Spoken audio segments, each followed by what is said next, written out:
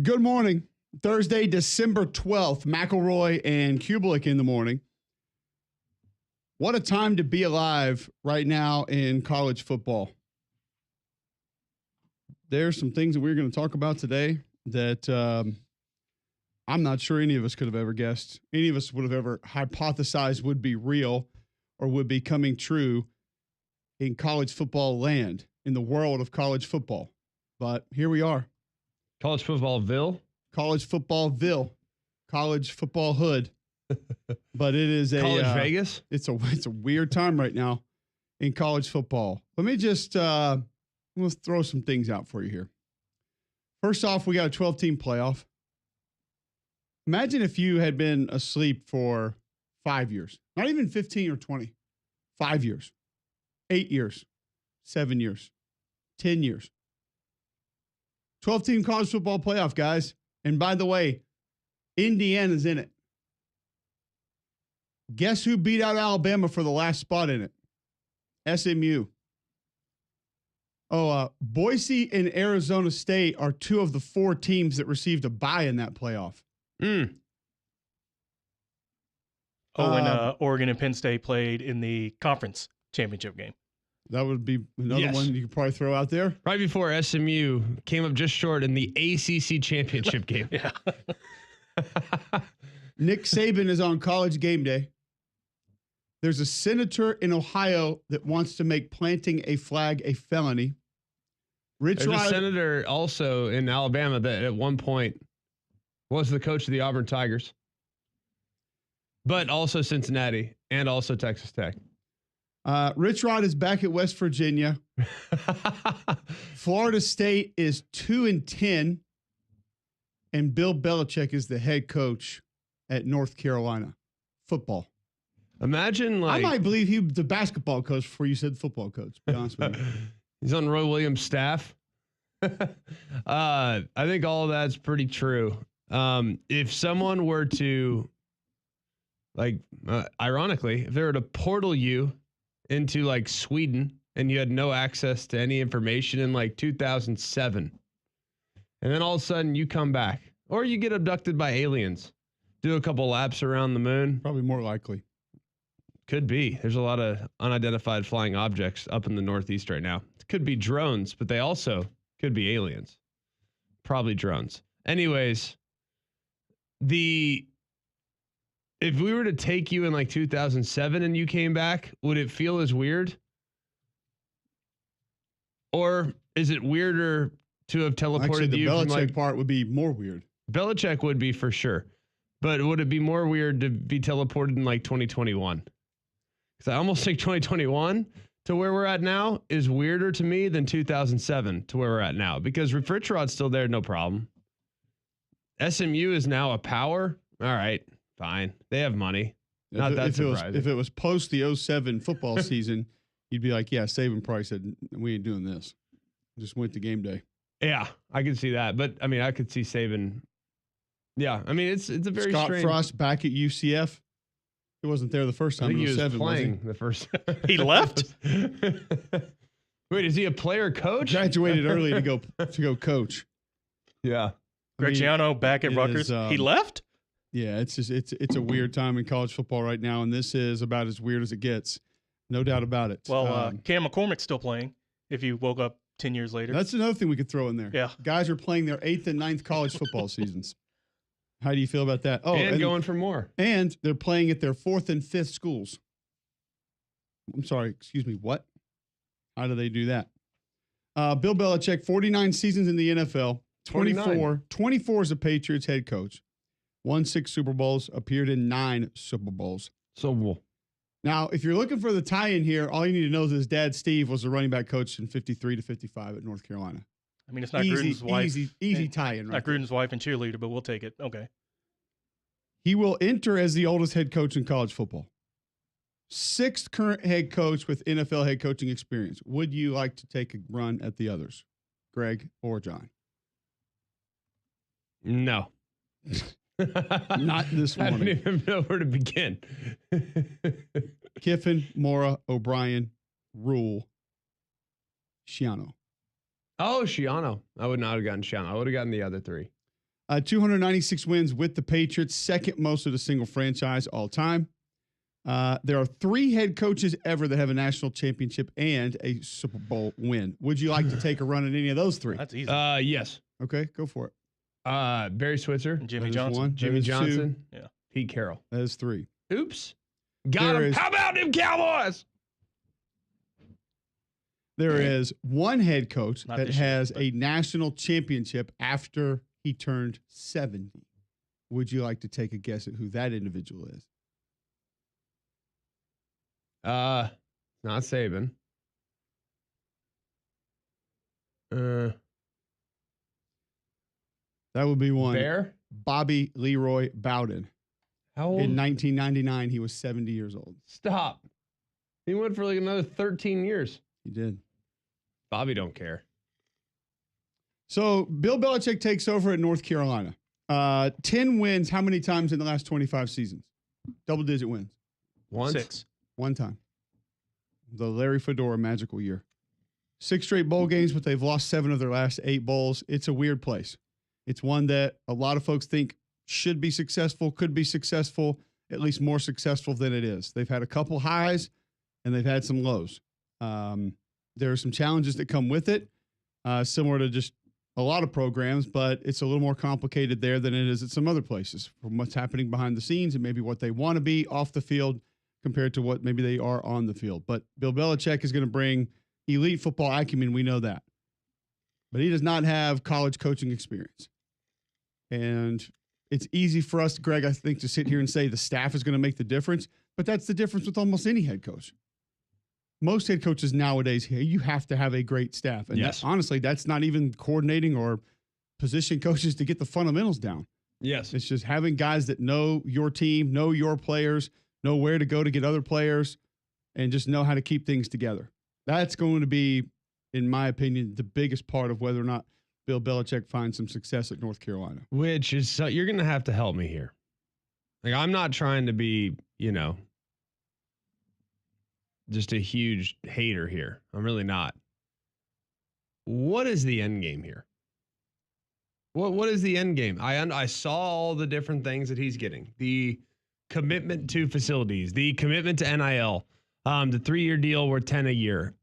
All those things are great. By the way, 3-year deal, it's about time. You know what I mean? I know he's 73 years old, but like that's a reasonable timeline for you to give a head coach as far as their contract is concerned. Am I wrong? Yeah. No. Like these 10-year, $90 million deals. I mean, it's like, what are we doing? For what? I'm not saying that they don't have leverage and it's not necessary to get your guy, but golly, I see guys getting extensions for going a week without sneezing. It's like, oh, he's going to be here forever. But back to the original conversation here. I haven't seen yet if his son's involved. But this just, to me, feels odd. I have not seen one person feel good about this hire. Not one. But, like we said yesterday, few things here. When you make a splashy hire, it usually means change is a coming.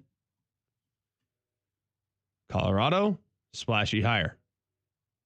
What happened after that? Splash E or splash? Spuhlash. I don't feel like there was any E with that hire. That was all splash. Yes, correct. All right, splash hire. USC, splash hire. Texas, splash hire. What all came after said splash hires? Oh, you know what? One more. UCF, splash hire, relatively speaking, at the time. What all happened when those splash hires went down? ULM, splash hire. Terry Bowden, What year? not there anymore. Moved from conference to, say, the Sun Belt? I don't know. No, when they make a splashy hire, it's an indicator, at least 4 times in the past. It's not an end-all, be-all. It's not a guarantee. But it is an indicator of the potential move that might be coming in an effort to generate some positive momentum and some goodwill. You want my opinion? You want a conspiracy theory? I think North Carolina's going to be in the Southeastern Conference. I don't know when that's going to happen, but I think it's going to happen. Could this accelerate that development? Maybe. I don't know. But I know that 4 times they've made splashy hires at other places in the last few years. It's led to them changing conferences within 18 months. So it's worth noticing that. That's one. Number 2, if his son's involved, this feels like it's an effort to get his son the head coaching job. If there's a coach in waiting situation like they've proposed and people have said that feels like an opportunity to get him a head coaching job, because it doesn't feel like Bill Belichick, once we know college football, we know the space. It just doesn't feel like he's going to be the type of guy that is excited about going to work every day in a college environment. Doesn't mean he doesn't love ball. I love ball more than anything else in the world outside of my faith, my family, and my friends. Ball is fourth to me. When you hit the table, does that mean we have to take it serious, or is that your human explanation point when you say It things? didn't really sound like a pound. It's not a pound. Yeah. It's very Definitely not a pound. Brian Just Kelly. Yeah. But I don't have my metal ring on today. I have my rubber ring on, so it doesn't have as much of an This impact. is the second time this has happened. Gotta stop beating ourselves. We let him off the hook. But I do think it's a possibility to maybe get his son in the door. And then 3, I think his ego is so big, he wants to join that short list of people that have won a Super Bowl and a national championship. It's just, can you do it at North Carolina? Oh, I've always thought that place is great. I've always thought you could win there. I always wondered why they didn't win there. And then I've been to games. I'm like, yep, I get it now. There's just not an all-in mentality. So maybe he's the one that can deliver that for them, but very interested in where this whole thing goes. so I want to hear your thoughts on it as well. How much success will Bill Belichick have at North Carolina? Will he get them to a double-digit win season? Will he win a conference championship, national championship? What's the ceiling, in your opinion, for what he can do at North Carolina? 800-239-9569, 800-239-WJOX. Text into the show, 205-834-9450. Tweet in at Mac and Cube. Is it going to work?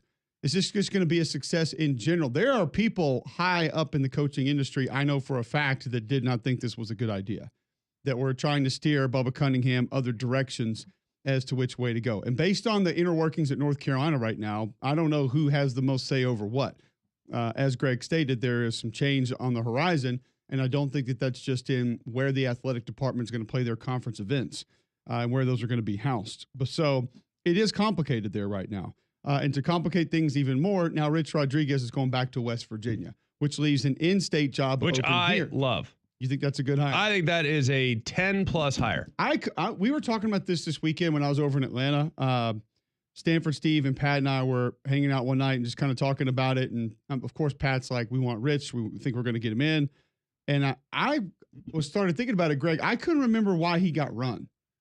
Or He didn't. He went to go to Michigan? Yeah. So he just left to go to Well, he Michigan. flirted with Alabama. I remember that part. And turned it down at the 11th hour. And he took the Michigan job in what, 11? Not trying to say Michigan's not a better job. Obviously, I know that. I just didn't know if he was on the outs or if he was like just looking for a job or he could have had a lifetime contract. I mean, he was 2, 3, 4 years removed at that point from like hanging 70 on Clemson. Like they were rolling. Actually, I thought they beat South Carolina. Maybe not. I can't remember. But anyways, they were rolling. Oh, it was the Pat White, Steve Slayton years, right? Like that was towards the end of his run. Yeah. I think he had the Geno Smith. I think he left like a year into Geno Smith's tenure. I think his first year up there was 2011. At Michigan, you mean? Yeah, I think it was 2011. All right, so he was the West Virginia head coach the first time in the Big East, 2001, 2007. Yeah, 05, 06, 07, 11-1, 11-2, 11-2. Won the Sugar, won the Gator, won the Fiesta. So, yeah, he was rolling. And Bill Stewart went 9-4, 3 straight years, and he was out. Dana Holgerson came in and went 10-3. 7-6, 4-8, 7-6. I think if there's one person that can win there and to re-energize the fan base, he's done it before. He's an alum. I think it makes, and he's already proven to make, by the way, all the things he always did, still works. He's a phenomenal football coach. I think he's a terrific XO ball coach. He knows how to press them. He knows how to deal with the players. He's done it in the portal before. He's a great evaluator of talent. Doesn't always go get the blue chip guys. He goes and gets guys that fit what they do. And it's a really exciting brand of football. I mean, I could not be more excited about what's going on with West Virginia. That's an awesome place. They deserve a winner, and I think that he can deliver one. All right, so Rich Rodriguez back to West Virginia, which means we have a vacancy for a head coaching position in college football here in the state of Alabama. Chris Fanini last night saying Bryant Vincent is going to be a candidate for this job, and Bill Clark is going to be a candidate for this job. Bill Clark has vetted multiple jobs this offseason. He has done his due diligence on a couple of openings that I believe he could have had if he really wanted them. And for some reason or the other, I think he kind of said, you know what? No, we're going to wait and see. I personally believe, without any real information on it, well, some information on it, but I believe that Bill Clark would take this job. And wouldn't surprise me if it's him. And if it's not him, I think it could be Brian Vincent. And it's a great job. We know that. They've recently put money into the facilities. I think the fan support's there, and it's been proven that you can win. So, and the conference that they're in now, I think, even though they don't have the television deal that some of the other smaller conferences do, at least has it right. What do they do starting early October? Play their games on Tuesday and Wednesday nights, Thursday nights. They're not trying to be something that they're not. And I think they're a little bit ahead of the curve compared to some other conferences that you would put them next to and that they're trying to compete with. So yeah, I think there's a lot of good with the Jacksonville State job. And I think either one of those two candidates would be an amazing fit. Obviously, they know the landscape. They know people close by that would support and would help. And don't be surprised if they go past those two candidates there over at Jacksonville. But either way. You think Billy's getting it? I think it's going to be his to turn down. I think it's 80-20. Yeah. And I think once he does this, I don't know if people realize this, Bill Clark is a maniacally detailed human being. He is, and so he wants to have every single thing lined up. He wants to know about how everything's going to operate and who's going to do what and what he's going to have control of and not control of. And it is a compliment. And because of that detail, he is not going to rush into anything. He's going to take his time. He's going to look it over. He's going to have every conversation humanly possible about it. And if he feels like it's a good fit for him to get back into it, he will, and he'll win. Why? Because he's won everywhere he's been. Plain and simple. And to put him in a program that has those resources, that has recent success with his ties here locally, he'll win there as well. I have no doubts about that. I'm not sure if anybody else does. I definitely don't. But I'd love to see him come back. I'd love to see Brian Vincent get it, because I think Brian Vincent could win there. And I think he would also be a win to be able to get that job. But it's a cool job, and we'll see where it goes. Why can't it be like the App State of Alabama? I think it can be. I think that's what it should be. I think it's kind of heading that direction under Rich Rod again. And I think, unfortunately, Greg, we've had a couple coaches that have been there and then moved on. But yeah, let's just call it what it is. It's going to be tough to keep a coach long term if you have success, and that's okay. There's nothing wrong with that. Just find the right coach to keep it going. Like, look at App State. How many of their guys have gone on to have big jobs? Drink, Satterfield, Clark, Elliott, and now Loggins. Loggins will, if he in time. I think he'll have success there. I really like Dowell. He better Dowell. learn stretch play. I really like Dowell. I think that's a prerequisite to be the head coach at App. I think he'll be good. But I honestly stretch minimum 20 times a game. To me, I don't mind being a stepping stone job, because I find it captivating to find the next guy. Yeah, the next up and comer is going to want to go there. The next up and comer, like, it becomes an attractive place. So I like it, and I think in an era where it's hard to get good coaches to take G5 jobs, at least be a G5 job where you've proven the ability to win championships, and they've done that multiple times. All right, well, there's another G5 job that now has a very interesting name tied to it that looks like they could be potentially reeling in, which would be a huge name at a job that I think, in a similar fashion to what we talked about with Jacksonville State, is heading in the right direction. We'll tell you what that job is, who that candidate is in just a moment, but flu season ramping up. Make sure your home's healthy with Trane's CleanEffects Home Air Cleaner. Removes up to 99.9% of airborne particles, including those that cause virus. 100 times more effective than standard air filters, 8 times more effective than HEPA room filters. Find a dealer near you at Trane.com. All right, Roddy Nabulsi coming up at 7:40.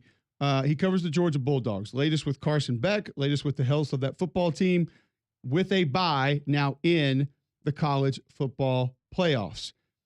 Also, we've got John Talty at 8:20. He has an article out about Bill Belichick being hired at North Carolina, talked to multiple coaches and administrators around college football, got their thoughts on it. He will share those with us at 8:20. Wimp Sanderson, the coach, at 9. Also to get to today, a lot more happening in the portal. Some from Auburn and Alabama. We'll update you on that.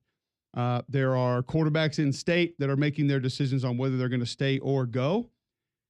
The SEC football schedules for 2025 are out. We will discuss those. And a couple of other things around coaches. You know, one thing we haven't hit yet is SEC bowl games. You guys know bowl games start Saturday. Yes. So we got to start talking about some of these bowl team games. in state. We got to start talking about some of these bowl matchups. And is it Crampton this weekend? Yes. Well, that's not the name of it anymore. Yeah, no, it's in That's Montgomery. where it is. Yes. Yeah. It's like the Salute salute to to service or salute to veterans. Yeah. I mean, bowl games Saturday, guys. Get your mind right. Army Navy Saturday. Always got my mind right for that one. Heisman. Cannot wait for that one. Heisman. Just let me know. Okay. That's what Twitter was created for. Perfect. I also have a big question for you as it relates to the playoff. Oh. Probably do that next. We will tell you who the coach is of the G5 team. Yes. It would be a. Can we get a splash sound effect for the rest of the show by the time we get back? Is that possible? We got to buy it. No, just it. I'll see what I can find because it may just go to the sound very off. beginning of Wipeout by Fat Boys. At 8 o'clock, I have a great topic for Cole Kubelik that he's going to It's just. a giant splash. It's what it is. At 8 o'clock, I have a great topic for Cole Kubelik, and he's just going to freak out. No, I'm not probably. He's I'm going to not be gonna so freak out. excited about it. 2 bowl games Saturday. We'll tell you what those are next on Mac and Cube in the morning.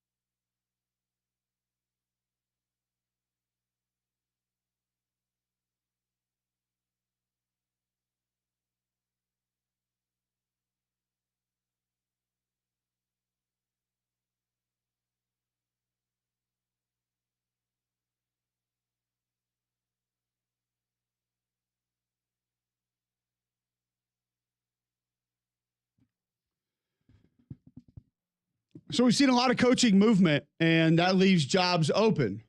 Who are the next candidates in line? There are now reports with UNLV being open and Barry Odom heading to Purdue, which we got to get Barry on the show because I think Greg and I need some further understanding of that one. But it's a Big Ten job at the end of the day. We get it. We understand it. I've been told that their resources are better than you realize, but I don't feel I'll be honest, I didn't have any realization of what they are. So. I don't want people. I mean, I don't usually like it when people explain it that way. It's better than you realize. Okay, well, is it good? What did I realize? Exactly. You don't know what my perception was. Now, apparently, former Mississippi State head football coach, former Florida head coach, current ESPN game analyst who does a great job, I believe, Dan Mullen, is apparently in talks with UNLV to be their next head football coach. I'll say two things about this. There are multiple things that you probably need to understand could be at play here. Dan could know the people that he wants to get back in. And by the way, if that's the case, mission accomplished. People now know that Dan put the word out that he's back up. Or he actually may want the UNLV job. And there's good golf in Vegas. There's good golf. They got money behind their program. And one of his best friends lives in Vegas. Brand new facility. Play in a really cool stadium. There's kind of a lot going good for UNLV football right now. And they're going to the Pac-12. Not a bad place to live. Or are they going to the Pac-12? Pac-2 for now. I think, are they going to the Pac-12 or are they staying in Mount West? Yeah, no, they're going. Are we sure? I think so. I thought they turned it down. No. Oh, no. They didn't turn it down. There's the legal thing with Nevada. I think they're trying to the old Nevada legal thing. Everything is lot, legal. Everything is legal in Nevada, but I can't change conferences. Except going to a new conference without the Wolfpack. The one time it was stopped. Yeah. That's the one thing. Literally anything else. I think it'd be a good move for both parties. He plays in a member guest out there every year. And it's not Shadow Creek. But it's a good one. According to... he has connections out there. Just saying. To pals. Literally one of his best friends. I'm reading that UNLV said no thanks and... To? The Pac-12. Yeah, I think that's right. But Utah State's set to go. Correct. But I think UNLV said no because they assumed the Mountain West would remain intact. So a bit of... Yeah, it feels like it's on its way. Yes. Along with some other things that you described earlier in the show. So I think that would be great. I'd love it. I think it'd be a great fit. He'd enjoy ball. He doesn't need the money. The only challenge is he's a lot further away from Baker's Bay. But like you said, a lot of good golf to play there. A lot of good golf. And Dan's a good coach.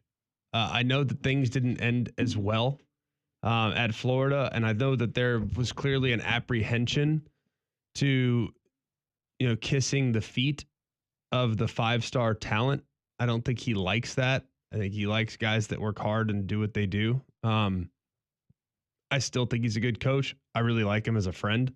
So I hope he gets it. If he wants it, I hope he gets it. Yeah.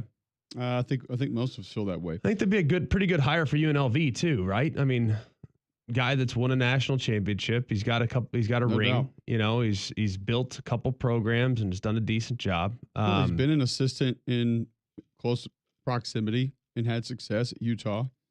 So he does know how some things operate out that way from a college He knows how to football politic it too, I think. Like he knows how to politic it. Like he can sit around the dinner table and break bread and tell stories and host a good steak dinner. Like that's a little bit a part of the job description nowadays. Well, there's an aspect to this. Like I was thinking about this with Belichick and how many of us are going to say it's just not going to work. I don't think it's going to work. But is there a part of this where NFL coaches are sitting back saying, you know what you need? You don't need somebody to just call plays. You need someone who knows how to run all of it and manage people and manage all of it, which a lot of NFL coaches still do.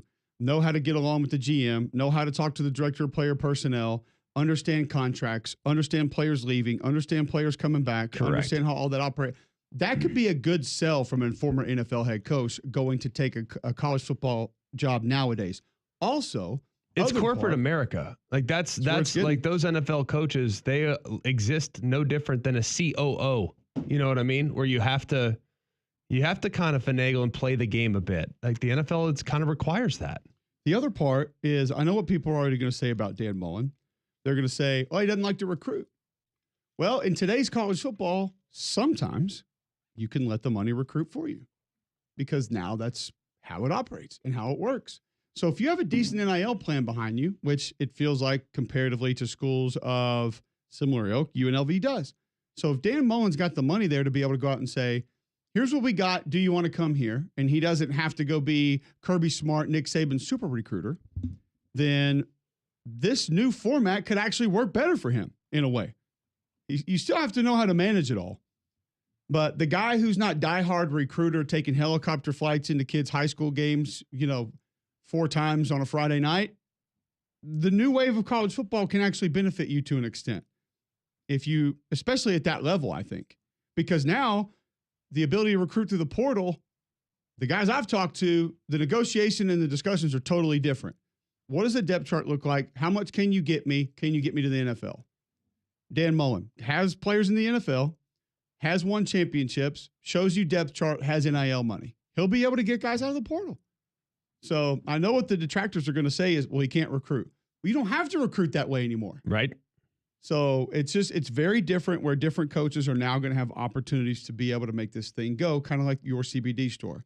They're going to make you feel better in different ways. If it's a better night's sleep, if it's weight loss, the Trim by SunMeds on the shelves now at the largest brick and mortar CBD retailer on planet Earth. First company to have USDA certified organic oil supplements. They have the stamp seal right there on their products. Arthritis, anxiety for you or your pet. They can help you. Skincare, gut health for you or your pet. They can help you there. They got treats for your pet. They can help them with all those and just get them better. Get them moving around better, and it's easy. Treats they're going to enjoy, and they're going to be able to move around. Can help you with a lot of different illnesses as well. Head into your CBD store today. 3 locations. Highway 280 by Bailey Brothers, 150 by the Cage in Cleaver, Trustful just off 459, and now downtown in 5 Points. Your CBD store where good health hits home. All right, so still have Riding to Bull City coming up later this hour. Got to get to SEC schedules and more next on Mac and Cube.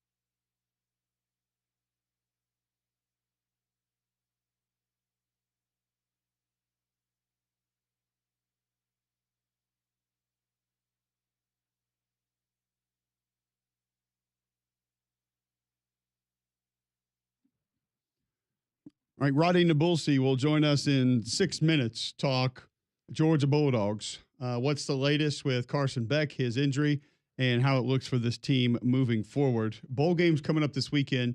You've got the Cricket Celebration Bowl, Jackson State, South Carolina State, 11 a.m. on ABC Saturday morning. And then the IS4S Salute to Veterans Bowl, South Alabama at Western Michigan. That's at 8 p.m. on ESPN from the Crampton Bowl in Montgomery. South Alabama, 7.5-point favorite there. You'll get NFL football on Sunday, Monday, and then Tuesday, you get bowl games going again. Scooter's Coffee Frisco Bowl on Tuesday, Memphis at West Virginia. I say at, it's obviously not at, but that's Toyota Stadium in Frisco, Texas. You get 2 bowls on Wednesday, a bowl on Thursday, 3 bowls on Friday, 3 bowls on Saturday, 2 bowls on Monday, 1 on Tuesday, skip Wednesday, and because that's Christmas, and then 3 more the day after Christmas, getting it cranked up again. So bowl season almost here, and it is the most wonderful time of the year. So excited that that's about to get going, G-Mac. I love bowl season. I love bowl season. It's always fun. And I think it gives you a glimpse. Now, I almost have gotten to the point where I enjoy the opt-outs. Is that bad? Feels like it. Interested to hear more about how and why there. Because I want a little bit of a glimpse into some of the young guys that might be playing a big role next year. Like I was fascinated watching Alamo Bowl last year, seeing Jackson Arnold against a good defense. Like that was fascinating. And guess what? It was a bit of an indicator. So I do have some turnovers. Yeah, make some plays. Gonna do some good things. Gonna do some bad things. So I think there's actually quite a bit to be learned. So I have now gone and kind of on a 180, like, all right, opt-outs are, you're a quitter. Like, that's what I was. And now I've kind of like, all right, good, opt out. Let me see the next guy. I still think you're quitting on your team. However, I also think that it is kind of cool to see who's going to be next. It can complicate your prep, but it is neat to see what's going to be there, and those guys getting their opportunity. They're usually going to be pretty pumped up to be able to come in and get that. So a lot happening in the portal that we'll continue to update you on throughout the course of the day. I have my list of quarterbacks that have gone in. We'll ask Greg McElroy later on in the show about those. Some actually beginning to commit. Connor Wigman is going to be at Houston. Good, bad, indifferent. Will win, will be successful. It's funny. It's just not an offense I saw him, wanting to be a part of. Agree. Like it's not. It doesn't feel like a great system fit, but maybe they're planning on changing a bit. I'm okay with it. Like I like Willie Fritz a lot. So, and I think there's probably more pitches in his arsenal that we don't necessarily know about. The weird fit was who he hired as offensive coordinator last year. Yes. And nothing against Kevin Barbet. I like Kevin, but that just did not feel like it went together. They just weren't. They're just very different very people. Different schemes and systems. That's what I mean. The philosophies, they're not at all the same.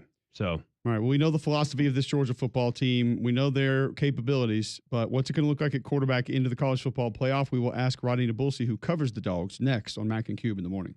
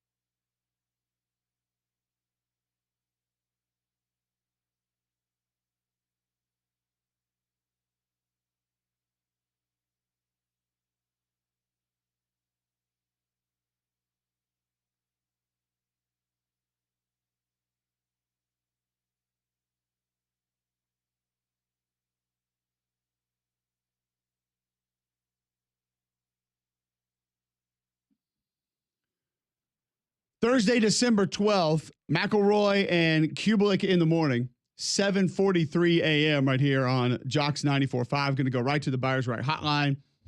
Welcome in Roddy DeBulsey. He covers the Georgia Bulldogs. And Roddy, I believe the last information that we have from Carson Beck is that he was going to explore other treatment options after suffering an elbow injury. Is there anything more that you have that you can add to that?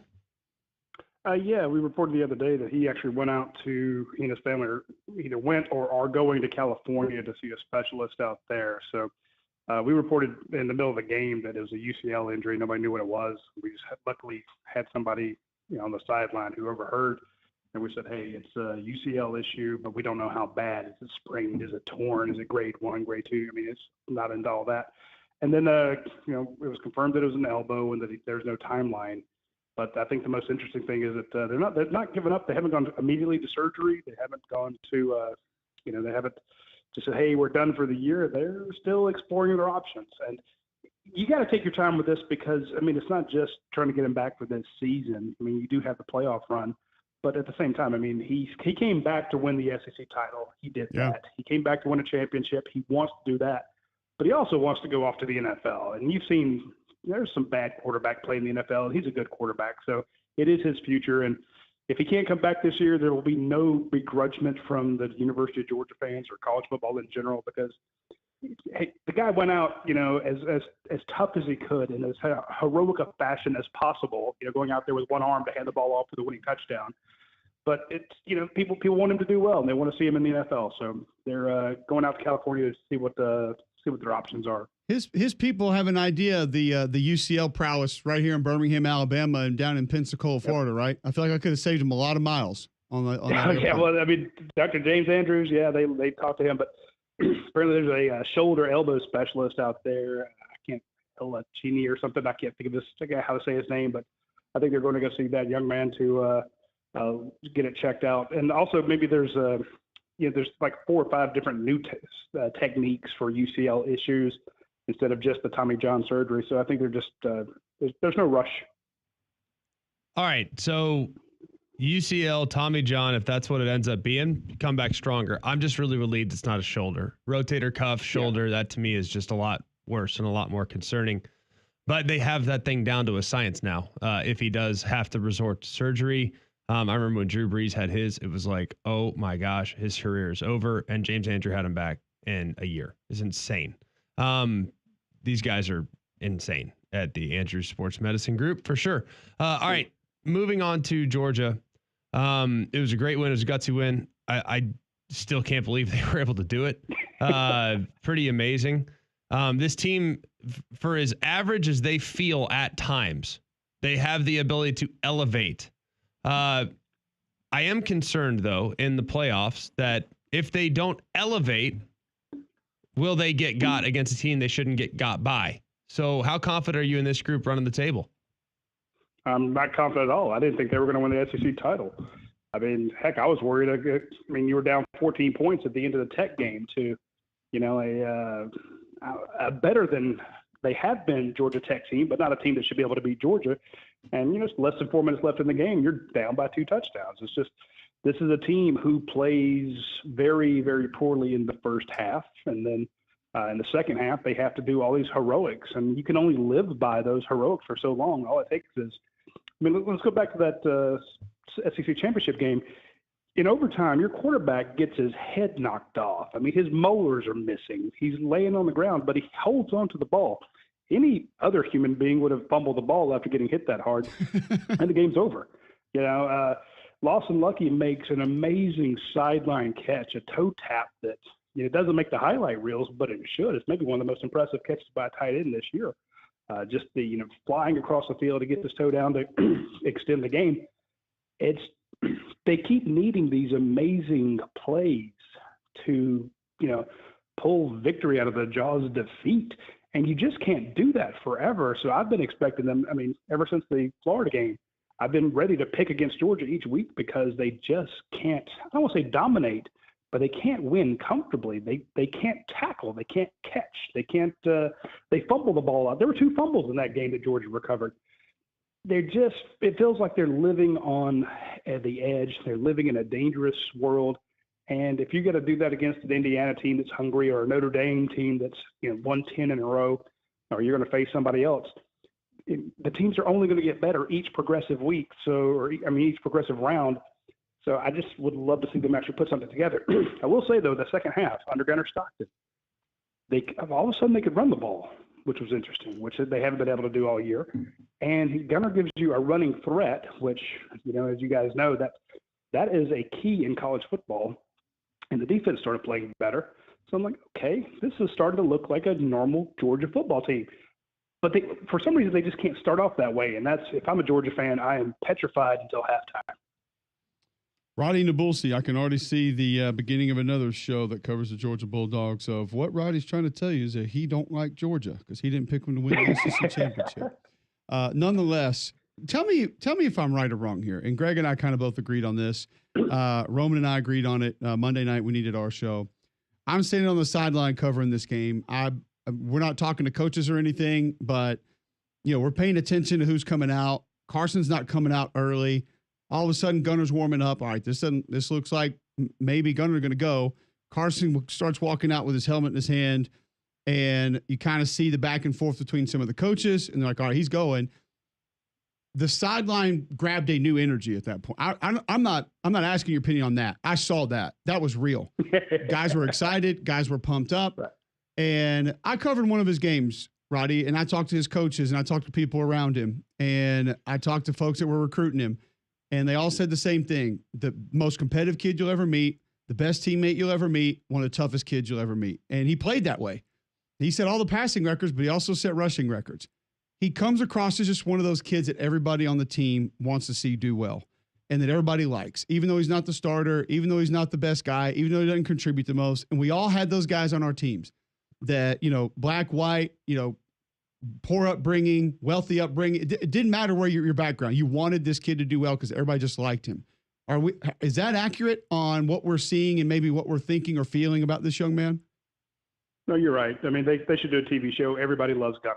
I mean, there's no question about it. He's son of a coach, absolutely competitive. I would go see him at Raven County, and I mean, we cover recruiting at UGA Sports, and we knew that this was a top target.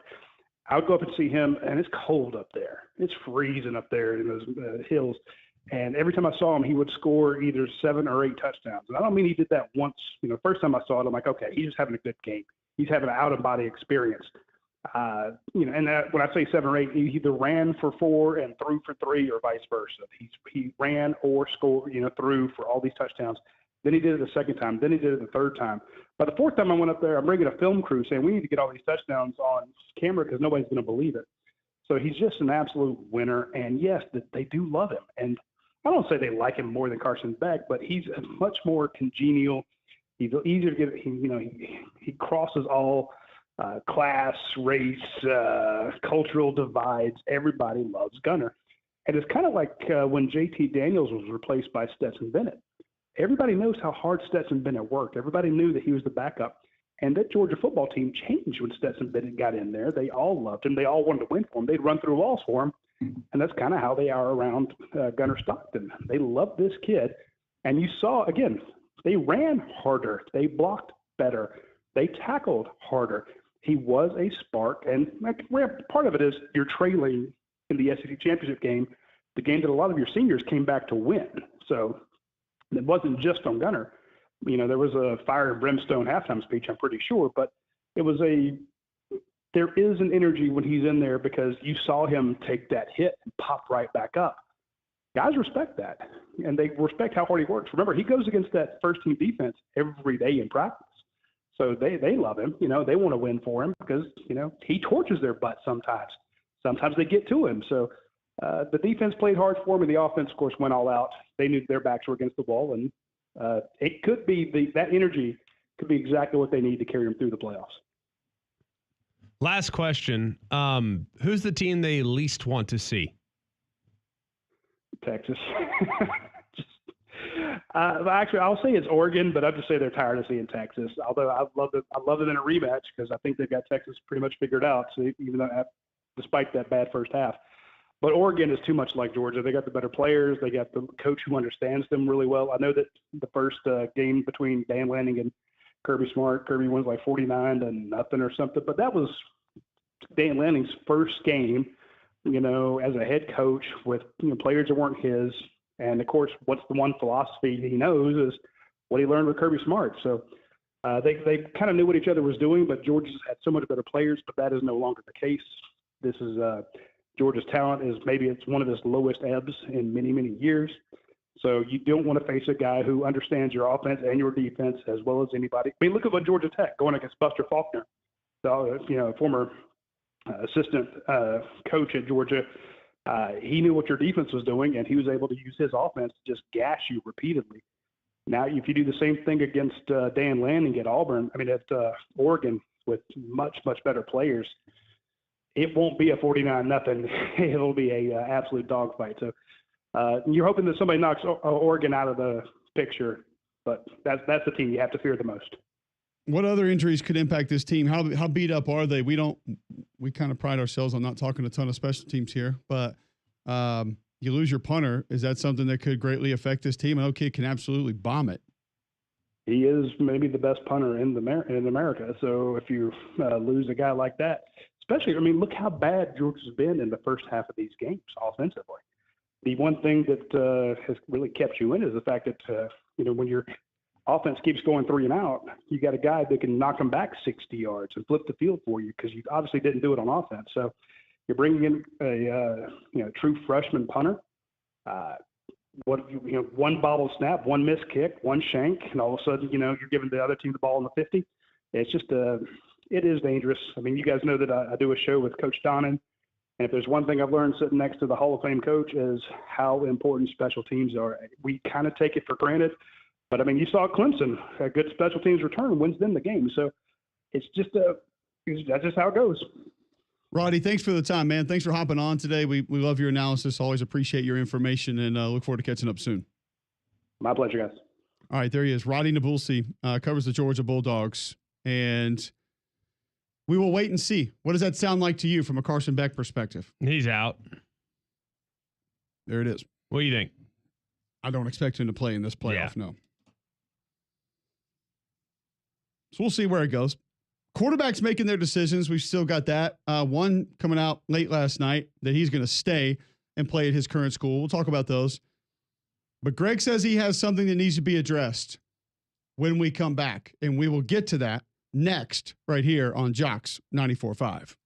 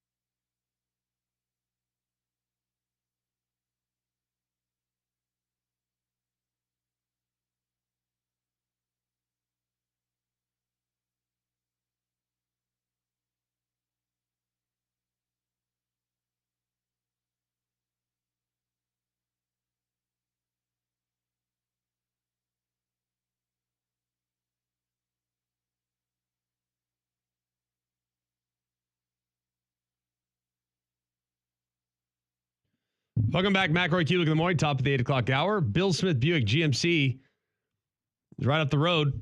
It's amazing the deals they have on the lot. The year-end closeout deals are starting to hit the shelf. Now is the time. If you're in the market for a brand new GMC Yukon Denali, sell Denali for $10,000 off is an absurd deal. So good. $80,665. That's $10,000 off the sticker. There's a reason why they can offer the best discounts, the best service. It's because they have the largest inventory and they sell the most vehicles. They're the best in the Southeast, and they're right up the road from us. Right up there in Coleman off I-65, exit 310. 75% of their business repeat customers because you have a better experience when you shop with Bill Smith. So take the short drive up to Coleman. You'd be glad you did. You can also shop online, have it delivered right to your driveway, BillSmithBuickGMC.com. Bill Smith Buick GMC, they are professional grade. All right.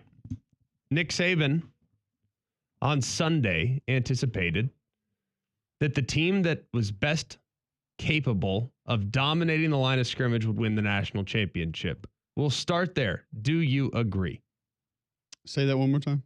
Nick Saban said the team that was best capable of winning the national championship would have to and be capable of dominating the line of scrimmage. Do you agree? Dominating, I'm going to say no. Maybe a little bit more than being able to hold their own. Be capable there. Be above average there. Be pretty good there. Yes. I don't feel like you need to be dominant there. No. I guess first off, I would say how many of these teams do I feel like are dominant on both sides of the line of scrimmage? Texas, but their offensive line, for whatever reason, can't play Georgia. Yeah, they're not dominant on offense at the line of scrimmage right now. But defensive line, they are. The funny thing is, I don't feel like Georgia's dominant on defensive line, and yet they play Texas really well. They haven't been dominant on the offensive line all year. No, that goes without saying. Not Clemson. No. Okay. I know people would think that Boise is, but they are not. Far from it. Their running back's amazing. Arizona State, big physical, try-hard guys. I wouldn't say dominant, and I wouldn't say clean. Veteran, but they get after you. They're veteran. They're big. It's just a veteran group. Yes. I mean, they average 318 across the board, and they have a combined 134 starts. That's a lot. It is. I mean, so they've been around. Like they know how to play college football. Now, whether they are good or not, I'm not sure any of them will be drafted very high. Tennessee. Probably the closest to Nick Saban's description, I would say, collectively on both sides. And again, their offense, similar to what I described with Arizona State. Big. Physical. Tackles are a problem. But pass pro can be an issue. There's no doubt. Penalties can be an issue with that group. But they can also blow you 8 yards off the ball if they need to. I mean, they can knock you around pretty good. It's not going to be super clean always, but like put the Vanderbilt game on. Not super clean, but they had a bunch of guys on their backs, a bunch of cockroaches in that game. So, and I think that defensive line can be dominant. Yes, absolutely. Good with the D-line. O-line, I am not as high on them as you, but maybe I just look at it and put too much stock in the pass pro aspect of it because I think their left tackle is super gettable. You're right. You're absolutely right. Ohio State. I don't feel like either side of that is really dominant. If there was a dominant facet of it, I would say it would be the interior of that defensive line. I actually like that group more than I like the edges. I know most of college football America goes nuts over their edges, but I think the interior is more troublesome than the edges are. Well, I mean, all of college football America is Fox broadcast. What are we referring to here? Maybe. Like, because I've watched them. I don't feel like anyone looks at that group and thinks that they have Nick Bosa and Joey Bosa and flanking the edges. Outside of the Fox broadcast people crew. have followed the Stars for a long time, and they just still think that those guys are very good, and we're still riding one of them off of probably 1 or 2 games. So yeah, one game. Okay. So it's a no. All right. We'll keep it in the first round. SMU. Not dominant up front. No, better on the defensive line, I think, than people believe. The offensive lines, they're not bad at all. I like their D line. Yeah, but they're not dominant. They don't win games because of those groups. I think that's one thing that people would, if they did a little due diligence on SMU, that's what they'd be most impressed by is their defensive line. If you knew what you were looking at and you knew what you were looking for, I think you might come away from watching the SMU defensive line and think, all right, 81 can play, 5 can play, 6 can play. They got a big boy inside that's 342 pounds. Like, they have a bunch of guys that are pretty dang good. Yeah. Now, depth, I think, is a question, right? I'm not sure they can go 9, 10 deep, but I think they can get you 7 or 8 that are pretty sporty. They can create some problems for them. How would you compare SMU's defensive line to an SEC group? That would depend on which SEC group. Well, any of them. If it's Texas, South Carolina, Tennessee, Georgia, I'm going to say absolutely not. Right. Bama. Not near as far off of than people imagine. But you and I have stated for a long time, this is not Nick Saban's Alabama defensive line. Mm-mm. It's not really scary. It just isn't. Played better down the stretch. Latham had a much better year than I thought that he would. Keenum did some really nice things, specifically later. Thought he was going to have a bigger year all year, but came on a little bit later. But it's just not a real scary group. I don't think they're too far off from Alabama's group this year. I don't think they're too far off from like a Mississippi State. Mississippi State's not good. They have players. They don't play well within their scheme, but they have some guys who can play. Are they better than Vanderbilt's group? Yes, I think so. Vanderbilt's got some try-hard guys that are long, that can be problematic in different ways. Not better than A&M, not better than Ole Miss. Auburn. Not better than Oklahoma. Auburn, comparable. Depending on the personnel that's in, I would take Auburn's group. Kentucky, if I can get in the first 5 weeks of the season, I would take Kentucky. If I'm getting the last 3 weeks of the season, I'd take SMU. If I'm getting the last 5 weeks of the season for Florida, I'm taking Florida. If I get the first 5. There you go. I'll take Oklahoma's group over SMU. Missouri was kind of a coin flip on that side of the ball this year, so I don't really know. LSU, not super scary other than one edge, in my opinion. Yeah. So I think SMU I think they got. Did we ever think we would sit here and say that edges. SMU is comparable to LSU on the defensive line? You got one edge. It's a monster. Yes. And I don't think there's anyone that SMU has. I tell you what, 81 on the inside though. Jared Harrison Hunt is a problem for SMU. He's a good player. Penn State. I think they got one edge guy. I don't think the rest of them are. To me, I've watched them. Went back and watched them yesterday. I am not as enamored with their front as everyone seems to be. It's not dominant. No, it just isn't. So if that's what we're talking about, and we're trying to say, is that group dominant on that side of the football? That the question is, are they capable of being dominant? I don't think they have been. Are they capable of it? I think the Durant kid is pretty good, but dominant? No, I don't view them that way. But I guess here would be the problem with, if I were to counter that to Coach Saban, I would say, okay, well, what if we had a group that's not dominant, but could be very good or problematic playing against an offensive line that was troublesome? Like, I'll say this, Penn State, Georgia is a bad matchup for Georgia because their tackles are atrocious in pass pro. Penn State can get home out there. That's a problem. Now, across the board, no, I'd probably say Georgia would have the advantage. But if they're sitting back in 3rd and 8s, 3rd and 10s, that's advantage Penn State. So I think some of the matchups would also dictate how big of an advantage or not advantage this would be. But let's keep going. I like this. All right. I knew you would like it. I told you you'd like it. We already did Boise, Indiana.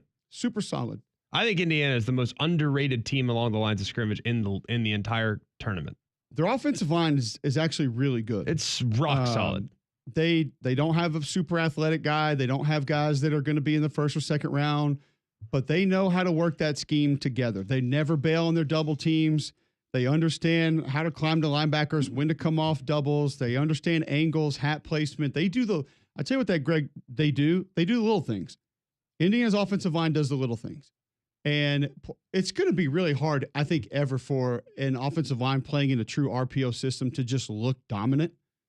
Because let's be honest, what's happening 80% of the time? They're throwing slants. Yeah, you can't fire off the ball. But they handle their business. I'll say that. And there have not been many times that I've watched Indiana this year and said, boy, they're in trouble or they're going to lose, which they've only lost once, but they're not successful on offense in this game because of the offensive line. I've rarely thought that or said that. Yeah. And then finally, I think Notre Dame's super solid as well. The offensive line, center's a little bit of a problem. They can be leaky inside. But you talk about grinders, try hard guys, like those Notre Dame guys get after you, man. They always have. And we've talked about we have talked about this defensive line since August, if not before. And I don't know why people are still not really on board with it, and people still really don't understand it. People aren't on board with it. Like, they don't think they're good. I just don't think people look at it and say, "Oh, that's a defensive line that I wouldn't want to play." Or they win because of that defensive line, and I think at times they do. We've talked about Howard Cross. We talked about Riley Mills. It's a really good group, and they might not be the biggest, bulkiest group compared to Tennessee, Georgia, Texas, but they make up for it with technique fundamentals. They use their hands well. You very rarely see them with their shoulders turned or pad level bad. That doesn't really happen to that Notre Dame group very often. That's kind of the same thing with They're young with the as offensive can line. be, too. Yeah. I mean, they are crazy young. So the fact that they're as young as they are and as good as they are is really encouraging for the future, no? Yes. I'm super optimistic about what I've seen from. Well, the Bryce Young kid, that's Bryant Young's son, right? Correct. He's going to be a player. But he's just figuring out what to do. Like, they had a kid named Boubacar Traore who was amazing, really good off the edge early. They lost him early, which stinks. But their problems come from the inside. And the last month they've been without their best D tackle. When he gets out there, he's hell on wheels. I mean, he's got some Aaron Donald qualities. He's just small, Mighty Mouse, karate chopping, hand using monster. He doesn't play small though. No, Howard Cross does not. He play can small. anchor. All right, so we have laid it out. We gave you the immediate. Did we do Oregon, Arizona State? Yeah, we did Arizona Okay. State. They're big. Really? We didn't really do Oregon. If you want to do Oregon real quick. I think they're fine. I think they're a good group. I think they understand. I don't love the tackles. It's not to the extent of Tennessee that you mentioned, but I put them kind of in that category. I think the middle's super solid. The tackles are more talented. I've heard the tackles are going the top 50. Because they're talented and they're good, and people liked how they look because they look like God came down and created a couple of offensive tackles and put them in Oregon uniforms. Yes, But they get themselves in trouble a lot also. So correct. And the defensive line is they're really good. I will still say this. I think what helps that defensive line more than anything else is their scheme. Now, they play it well and they understand it. It's one of the things I've tried to tell people about Georgia forever. Anybody can go out there and blitz. But blitzing with precision is hard, and not a lot of teams do it. Georgia does it extremely well. There are certain teams that know when to pick a guy, where to pick a guy, how to ride the rear end of a defensive tackle, basically how to hide themselves when they're pressuring. Oregon's kids know how to do that, and it helps them a lot. But I do think schematically there are some teams that they will be able to give less issues to than some of the others that are in this tournament. Fair enough. All right, so we've done a handful of teams. We've given a brief scouting report, exclusively identifying the trenches, exclusively using the trenches. We're going to select the national champion, and we're going to go game by game, matchup by matchup. We'll do it next, but before we do, Cole, why don't you tell us what it takes to bulk up in the trenches by going and visiting Game Day Men's Health? Game Day Men's Health can help you bulk up because if you're low on testosterone, that's going to make it tough for you to put that muscle on. Here's what you do. Go to GameDayMen'sHealth.com today. Schedule a free consultation. You'll get a free testosterone test, free PSA test. And if you are low on testosterone, they're going to have programs for you. If you lack energy, if you get poor sleep, feel on edge, all of that could be because of the effects of low testosterone. They want to help you with that. Multiple programs that can do it. Other programs to help your overall health as well. Mention Cube, save 10% on any of those programs at Game Day Men's Health. Some of those include weight loss programs. They can get you on board with those and get you going to help get the weight off and get you healthy. Great locker room environment. Good people. Not going to try to push you into anything that you don't want to do or don't need. And that no-charge consultation comes with the free testosterone and PSA test. Also, minimal upfront cost for the programs that they offer. Never forget that because that's huge at Game Day Men's Health. Go to GameDayMen'sHealth.com today. All right. We'll go into it. We'll pick the national championship based on that criteria. Trenches only. End of the date. The hand of the championship. End of date. Right after this on Jocks 94.5.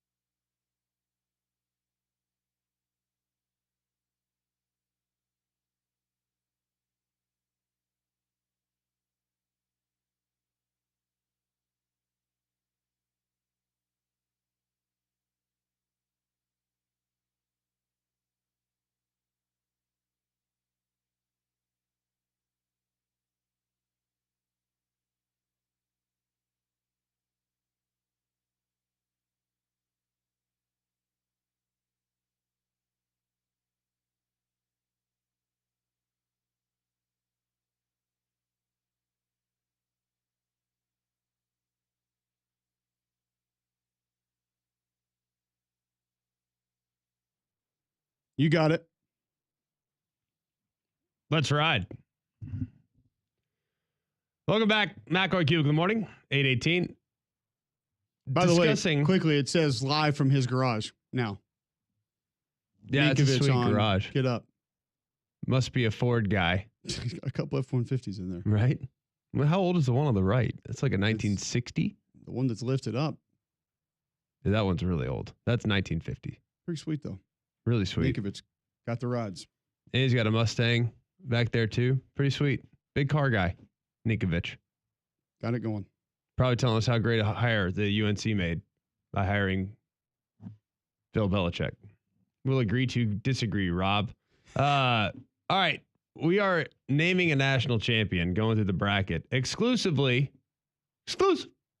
based on how teams play in the trenches. Don't care about anything else. No quarterbacks, no wide receivers, exclusively trench play champs. And it might be tougher than you realize. So let's continue on. We just gave you kind of a tale of the tape, bit of a rundown as we went 1 through 12, how Cole sees them, how I see them. And now we're going to start moving teams on exclusively by how they play in the trenches. In the 12-5 matchup, Clemson versus Texas, do you have a slight lean as far as trench play is concerned? Without a doubt, Texas. Is it close? Not really. Would Clemson have ever won a national championship if it was based on on trench play? Their defensive line may have overridden some of the offensive line shortcomings. What if it's only offensive line? No. Not that I've seen. Not with my eyes. Nope. Next. And you used to have 20/20 vision thanks to a former sponsor. So your eyes would never lie. 20/30. Now they're no longer now that they're no longer sponsored, it's getting worse. The eyesight's bad. Yeah. A lot of eye drops. Love it. All right. They will move on. Texas will to play Arizona State in just a moment. Let's go next to Tennessee, Ohio State. Exclusively trench play. Tennessee advantage. I think bigger than people imagine. Really? I feel I think Ohio State's O-line is comparable. Did you watch the Michigan game? Yes. Michigan does that to a lot of teams. But here's the thing, though. The Michigan game wasn't as much pushing them around. See, I've changed my tune on this one because I've watched it a couple of times now. I don't think that this whole they were obsessed with playing Michigan-style game and got beat because a lot of what they tried to do is East and West. And linebacker run-through was a much bigger problem than just being knocked back. Now, they got knocked back some as well. But I think that was just more assignment-based, vision-based, and then some physicality takeover at the same time. They had 18 runs between the tackles. But not every in between the tackle run is created the same. I get it, but that's 18 too many.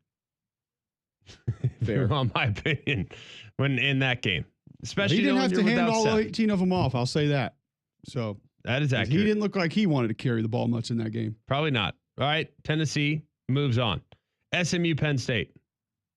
I'll slight lean Penn State here. Okay. Fine with that. Don't feel like it's as big a gap, though. It's definitely not a huge gap. As people realize. If you switched uniforms and you put the SMU guys in the Penn State uniforms and the Penn State guys in the SMU uniforms, would that change your opinion? Not greatly, no. If SMU played in the Big Ten, how would they hold up? Well, you've talked about before that league is just a little bit different. I think it would catch them maybe once or twice more because of that depth. But if we're just talking the frontline starters, it wouldn't be that big of an issue. Fair enough.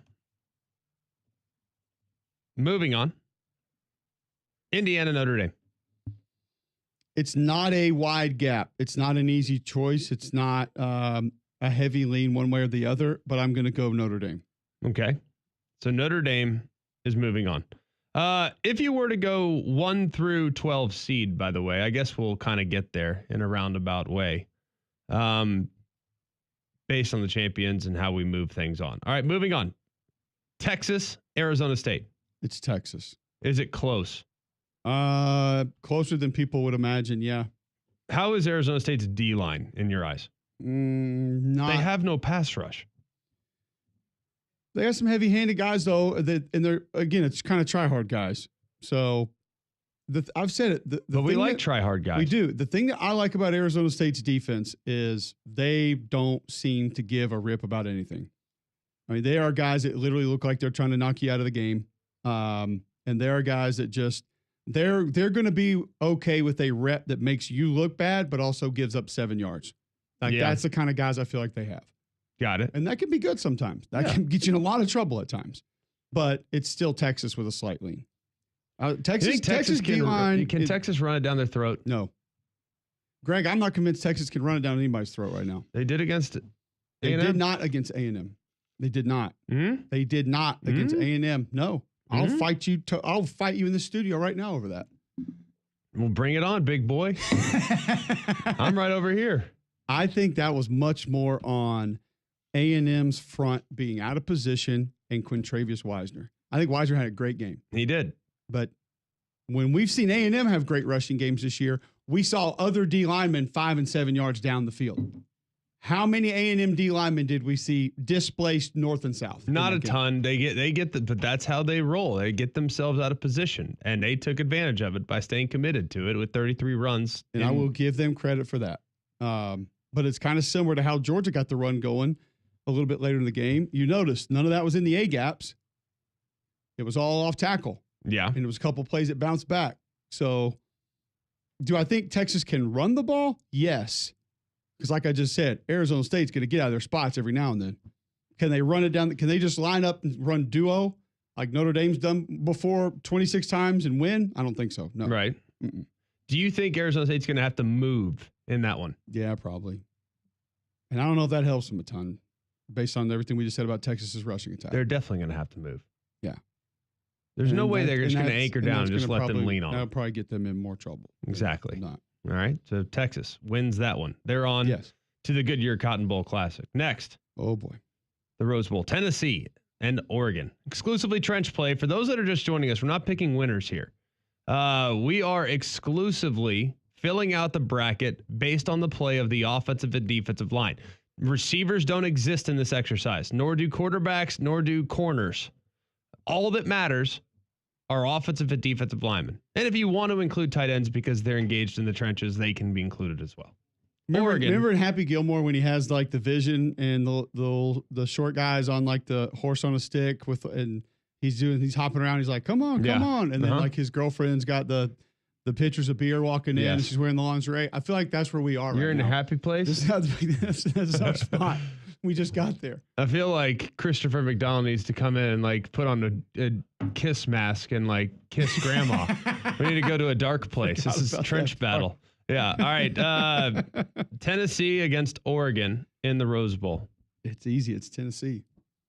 If it's just physicality, it's Tennessee. I've been told that it's Oregon by the national media.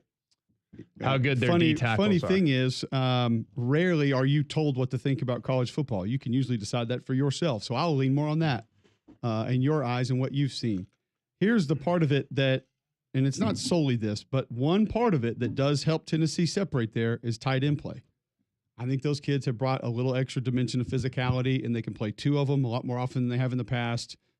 I think physically, it's Tennessee. Oregon has tight ends.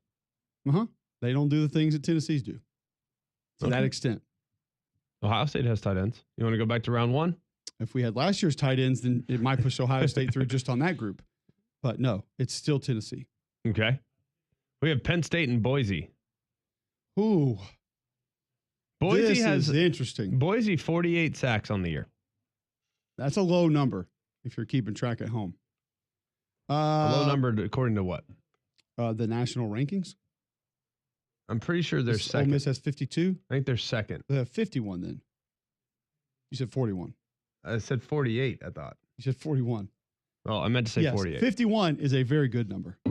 41 will be on the lower end, like just around 10th. Let's see exactly how many they have. I have 51. I may have been wrong on that. Okay, 51 sacks. Not bad. I don't. This might be a literal coin flip, GMAC.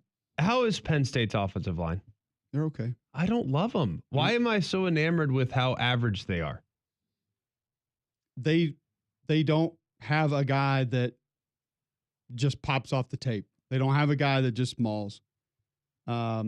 And I don't know if that's some of the change in the offensive scheme, maybe that's slowed them down just a tad. And, some of the east-west stuff, some of the trick stuff, sometimes that stuff just doesn't make you feel like you have to chew as much glass. And they don't seem like they have that. Now, they've also had that in maybe one guy at times over the last couple of years. If we're just talking physicality and not blunt force trauma. Yes, not rushing off the edge and swim, rip, move. I think it's Boise. And we're talking I'm going to punch you in the face type of approach. That's all I'm talking about here. That's what's fun about this exercise. Putting coffee in that thermos, packing the lunch pail with 2 pieces of white bread and a slice of ham in between it, maybe a little bit of mustard, walking up the mountain to go to work. No cheese? Nope. Wow. Couldn't afford it this month. Okay. And just walking up to work, heading into the coal mine, saying, I'm going to kick your dog if you get in my way. The old dog kicking offensive line. Careful, man. Just That's what like got John Ron Wick. Burgundy. Yikes. For those that are just joining us, we do not endorse kicking dogs on this program. Not one time. Unless you poop in Cole's backyard. Notre Dame and Georgia.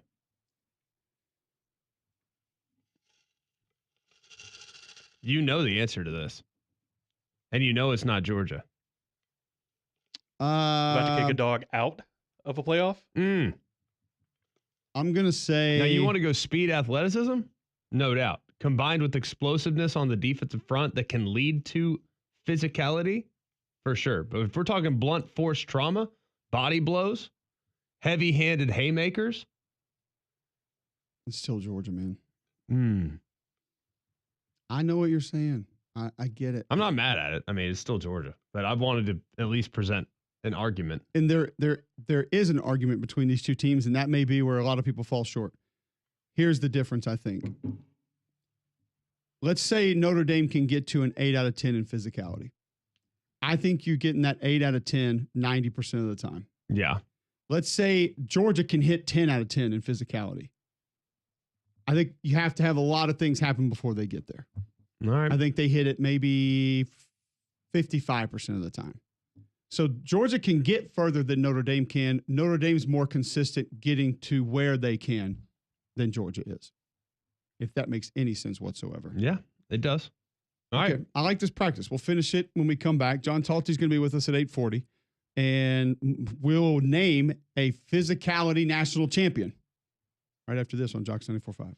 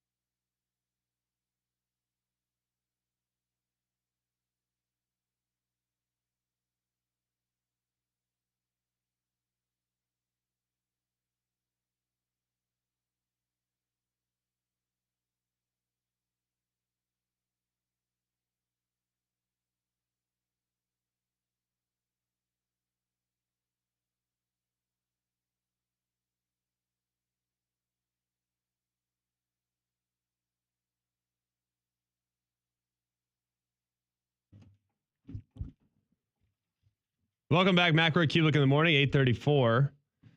We continue on. We should just call them the Brass Knuckles National Champs at this point. Purely teams that are going to beat you up in the trenches. You advance only by way of blunt force trauma. There is no skill positions in this exercise. It is exclusively offensive and defensive line play. This segment was created for Cole Kublik, and he's living his best life here over the last 35 minutes. Bet you could get some 14-karat brass knuckles at Bromberg's. Yeah, you could. Gold knuckles, for sure. If they do 14-karat brass, let me know. I don't know what that is. It'd be a good buy, for sure. Bromberg's will get you taken care of. They always take great care of me. I've been going there for years, and I know you guys will get the same type of treatment that I get, man. You just walk in, you feel like your family. Never feels like you're being forced, pressed, or anything like that. You're just purely picking things that might be in your family for multiple generations. So go in and put together a wish list today. That'll help your loved ones in the future know exactly what to buy around this time of year. So go check them out. One of their 2 locations, Mountain Brook Village and the Summit, or you can go online to brombergs.com. Brass Knuckle National Champs. Right now we have Texas in the semifinal facing the Tennessee Volunteers. And then you have Boise playing against Georgia in the Orange Bowl. Let's start with the Capital One. With the Goodyear Cotton Bowl Classic. That'll be on the 10th at 6:30. Texas versus Tennessee. Trench warfare. Who you got? It's actually close, honestly. I think the defensive line's a push. I'm just going to say that. Okay. This should be obvious because just based on nasty, on physicality, on want to desire to move you against your will, I have to go Tennessee. Okay. Now you're going to say pass pro, where you're going backwards. Don't need clearly. I told you didn't need a kick set. Skill possessions. You don't need you don't need skill positions. You obviously in this practice don't need tackles either. You do in the run game. But if this is just physicality, like you said, blunt force trauma, this is the ability to dent you against your will. It's Tennessee. Okay. Now, it might not look as pretty, and it might not be as fluid. Which, by the way, the Texas tackles have not been completely on par in pass pro this year either. No. I guess we're not going to find a group that is. It's got to be Tennessee. I have not seen Texas take guys into the opponent's bench multiple times this year. Tennessee, I have. So we'll just leave it at that. I rest my case. That's illegal. All right. Fair enough. Boise State, Georgia. It's going to be Georgia, and it's the same criteria that we talked about with Notre Dame. Boise can't get to the same physicality level that Georgia can. Boise is at their peak more often, but if Georgia finds a way to peak, if Kirby can get them up there, then there's not a lot Boise's going to be able to do about it. All right. Finally, the national championship of blunt force trauma. Brass Knuckle National Championship. Crash test dummy national title. Correct. Tennessee versus Georgia. Multiple chin strap champs. Trading paint. Hand in date. Who wins it? This is really close.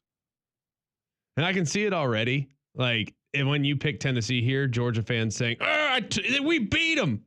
What he's trying to tell you is he hates Georgia. 31-17. Check the record. This has nothing to do with the passing attack.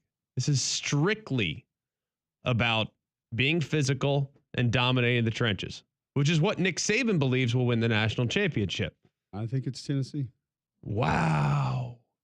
If you had if you had 4th and 2, game on the line, and I told you that you were going to run the football, you had to run the ball, and you could go 12 personnel, 1 running backs, 2 tight ends to do it, which group are you taking?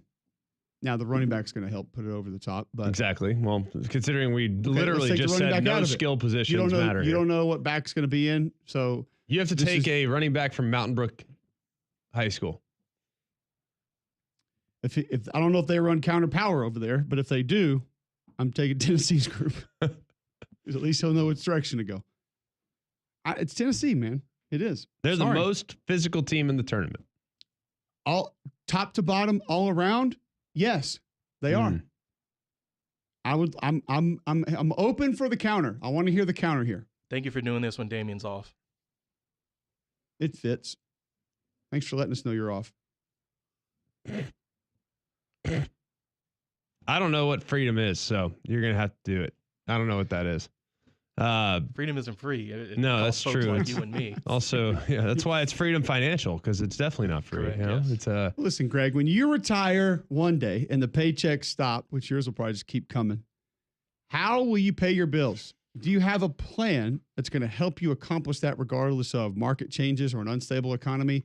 If not, and you'd like to get one, get in touch with Tad and Tony Hill at Freedom Financial. Go now to askfreedomfinancial.com to ask about how you can protect your retirement. That's askfreedomfinancial.com, askfreedomfinancial.com, and ask yourself about freedom. This is a paid placement for investment advisory services made available through AE Wealth Management, a registered investment advisor. Are you going Tennessee or Georgia? Man, it's tough. Like, I still lean. Part of me still wants to lean Georgia. I just don't know if I can, because the offensive line has been a problem this year. Just they have. I don't know how else. I'm not saying, like, if it really comes to bloodying the other team's nose, all right, I know that Georgia can bloody your nose. I think Texas can bloody your nose, though, too. And I think that Tennessee's very, very good on the defensive front. I do not like them on the offensive side as much as you do. So that's my challenge with it. Once again, not saying super clean, guard not to saying guard, technically correct, not saying fundamentally sound all the time. Well, that does factor in, though, to an extent. Does it, John? Or did he say this came down to who can punch the hardest? And if we're having one of those bare knuckle brawl fights, that's on pay-per-view now, who's winning it? And this is the team I'm picking to win it. And I don't have a problem with Dominating the line of scrimmage that's the team you lean towards. Yes. The team, if it's won exclusively along the lines of scrimmage, who is in the best position to win a championship exclusively because of that? That's the criteria. The way Tennessee plays, people are going to say he ain't right. And I wouldn't be mad if you took Georgia here, because I think they have a lot of guys that can be more than some of the Tennessee guys. But if we're adding the tight ends and all the defensive linemen and the offensive line and just guys that can get after you that way, I'll take Tennessee. It's hard to push back. You won't find any pushback from me. You really won't. I don't think there is a wrong answer. But I wouldn't push back against Georgia. I would say, I see it. I've seen it. I get it. I know. But I just think Tennessee is a little bit more of that a little bit more often. It's hard to disagree with. This is a fun exercise, though. No, I love it. Thank you for doing that. It's all for you, come up with these every day? I'll come up with one about 6 months from now. I got a good one coming up in June. It's going to be great. All right. John Talty talks Bill Belichick being hired by North Carolina next on Mac and Cube in the morning.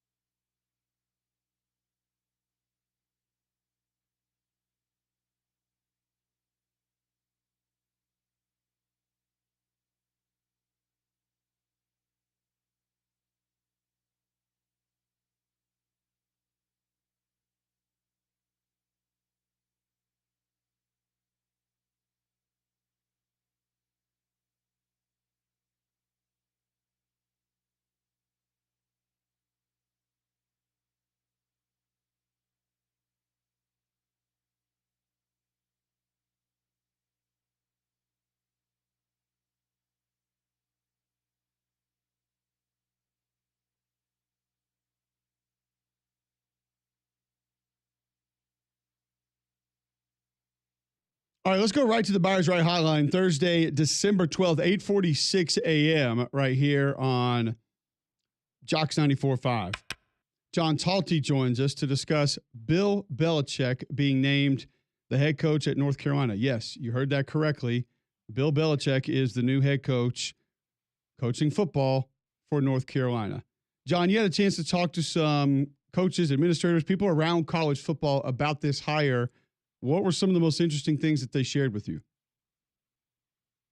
A lot of skepticism, Cole. I think that was probably the best way that I could describe it. A lot of people questioning as to, whether this experiment is going to work. I think almost was a little surprised. I think that, quite a few people brought up to us that, obviously Bill Belichick has an incredible football mind. We all know his resume in the NFL. Everyone has respect for that. But I think that there are concerns around his ability to succeed in this current, college environment. I know a lot of people are giving him credit for his previous experience dealing with salary caps and contracts and things like that. And I do think that could be a real boon to him. And I think that's a reason why UNC ultimately hired Bill Belichick. But there's still a lot of things that are unique in the college world, as you guys have talked about plenty, as I've written about plenty of times. There's not a draft. It's pretty much all free agency right now.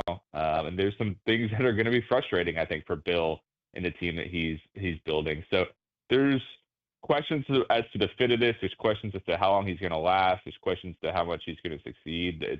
It's a fascinating experiment that I think has the attention of everyone in college sports right now. What would you assess is his biggest strength? Because frankly, down the stretch, it wasn't great from a talent evaluation standpoint. Tons of misses in the draft the last 2 years. It's not like they were winning a ton of games post Tom Brady. So one, I think a lot of people have had a tough time differentiating, all right, is he a great coach or is he the product of having the greatest quarterback of all time? And I'm not sure any of us really know the answer. So what was it that made this move really appealing for North Carolina? Well, I think it's the name recognition, right? I think that, we're all aware of he's won, 6 Super Bowls as a head coach, 2 as an assistant. I think that certainly followed the NFL closely and watching how things tailed off at the end with the Patriots. I feel like he could never really seem to draft a good wide receiver. There are lots of other issues there. I do think Tom Brady going to the Bucs and winning a Super Bowl, maybe tarnished his rep a little bit with the Patriots. But I think if you're UNC, it's in many ways a once in a lifetime opportunity. And I think what's really fascinating about this end result is that I don't think anybody involved really expected this to happen. There, as you guys are probably aware, and I think has been reported elsewhere, there were essentially 2 different searches being run at the same time. You had a high-ranking trustee who was very interested in Bill Belichick. You had the AD and school side that was, initially looking to go younger. And I don't know that they thought Bill Belichick would even be interested in the job. And then it started getting more and more serious. And I think eventually it's like, wait a second, are we actually going to do this? And I think they looked around and thought, all right, we can't probably get anybody better than Bill. And Bill thought that there wasn't really going to be that NFL job to materialize the way he thought it was. And ultimately they decided to get married. And I think you're already seeing some of why they hired him and just the reaction to the hire. I tweeted about it, but, minutes after UNC hires Bill Belichick, Central Florida is already promoting, when Bill Belichick's coming to town for a game. I mean, I can't imagine anybody ever promoting a year in advance UNC football coming to town. I mean, that's the appeal of Bill Belichick. It's going to be a huge national story all year round, and an opportunity for UNC football to rise up and as what's traditionally been a basketball school that's kind of middle of the pack ACC. John Talty joining us on the Buyers Right Hotline. Some of the quotes from your story will be the best move they ever made or set them back a decade, like Bill Walsh going back to Stanford, but worse. It sounds like most of the people you talk to could see parts of this being very good, but maybe could see more parts of it being really bad. We tend to lean more towards not necessarily the bad, but just that this not really being able to work. Which way do you lean after everyone that you spoke to? Yeah, it's hard. I mean, I think there's such a narrow margin for error here, right? And I think that part, not to be ageist here, but he's 72 years old. He's turning 73 in April. We just saw the GOAT, Nick Saban, retire at that age, and Bill Belichick's just about to start his college career. So you don't feel like there's going to be that long of a runway here. And I think because of that, and also the fact that he has zero experience recruiting high school players, you assume they're probably going to have to go very heavy in the portal to kind of ramp up in this kind of, seems like 3-year window that he is giving himself. So as you guys know, like that could work out well if you hit it right. We've seen teams, Indiana's one of them this year, Florida State earlier, Michigan State. There are teams that we've seen have a lot of success really early on by going heavy in the portal and really turning over the roster. But Florida State's another great example on the flip side of it. If you go really heavy in the portal and it doesn't work, it can really blow up in your face. And so that would certainly be one of the concerns that I have. I think the other concern that I have is his staffing. He's got to surround himself with people who actually know how college works. No offense to Mike Lombardi, who I've enjoyed his Sopranos references on the Bill Simmons podcast for a long time. That hire didn't exactly make me feel great UNC-wise. Like, this guy who's been out of college for 40 years and hasn't been in the NFL in a decade, essentially, and he's your GM. Like, they need to surround themselves with some smart college personnel people if they're going to succeed, because as much as we're all saying that it's now like the pros, and in many ways it has evolved to that, college game is still very, very different from the NFL. Recruiting is very different. Let's be real here. How you get guys on campus for visits is different than how it works in the NFL. And so they're going to need people who actually know how things work. They're going to need people who actually know how to recruit. And to me, that gives me pause right now. And I'm going to, be very curious to see how the rest of his staff shakes out. There's been a lot of speculation that splashy hires lead to conference realignment. We saw it at SC, we saw it at UCF, we saw it at Colorado, and we've seen it at Texas. A big splashy hire usually leads to that team potentially being on the move at some point in the very near future. Does this mean something for North Carolina as far as getting out of the ACC and maybe aligning with the bigger league? I mean, UNC is always going to have those options even before Bill Belichick got there. I mean, from what I've been told over the years is that UNC's been a top priority for the SEC and the Big Ten, and that's even with, again, football not being amazing. So I don't see that having a huge impact. I think UNC is always going to have an opportunity to go elsewhere if it wants to. To this point, as you guys know, I mean, it's a very North Carolina-centric league. They're a founding member of the ACC. I think that especially their athletic director, Bubba Cunningham, has, wanted and has voiced the desire to stay within the ACC. And I think right now, because of some of the other things that are happening around college football, whether it's the playoff and how some of that selection played out, other things that are happening, I think you're seeing kind of a quiet period right now of realignment. I don't know that there is a massive desire for some of these already souped up conferences to add more mouths to feed, especially if they're going to be in the upper echelon of football in terms of winning, because it's already hard to make the playoff right now, and we're seeing not always the hardest schedules, especially in the SEC, being rewarded. So I don't know that there's a desire to add more there. So I think right now they're just in a good place to try to succeed in an ACC that feels really wide open, and that might be the number one reason. If I were to give like the devil's advocate as to why this could work, like look at what SMU did in its first year. I just feel like the ACC is, it's got a lot of kind of middle of the pack teams. There's not that many dominant teams that like, oh wow, they're never going to be able to beat them. Like if Bill Belichick, puts together good staff and is able to recruit hard, and let's be honest, he's already behind in the portal right now, but if he's able to hit the ground hard, start pulling in some guys, like, yeah, they might have a shot to compete in the ACC moving forward. John, great stuff. Appreciate the time, man. Thanks for hopping on with us. We'll catch up soon. Sounds good. Appreciate you guys. John Talty talking Bill Belichick to North Carolina. Just really intriguing stuff. There are a lot of ways this could go. Not many people think that it is immediately going to go well. It will go well when you call the Gusty Goulas Group. 205-542-1996. Brokered by eXp Realty. Gusty Goulas Group serve more than 3,000 home buyers and sellers in the greater Birmingham area. Gusty's aggressive and proven selling system has what it takes to attract hundreds of qualified buyers who are going to want your home. Since 2012, Gusty Goulas Group has been recognized both nationally and locally as Greater Birmingham, Alabama's #1 team in homes sold. So let the Gusty Goulas Group go work for you. Call 205-542-1996 today or go to GustyGoulisGroup.com. Just Google Gusty Goulis Group and see over 835-star Google reviews. Gusty Goulis Group. Call them today and start packing. The coach Wimp Sanderson on the other side. After Wimp, we talk SEC schedules for 2025. All that's still coming next on Jocks.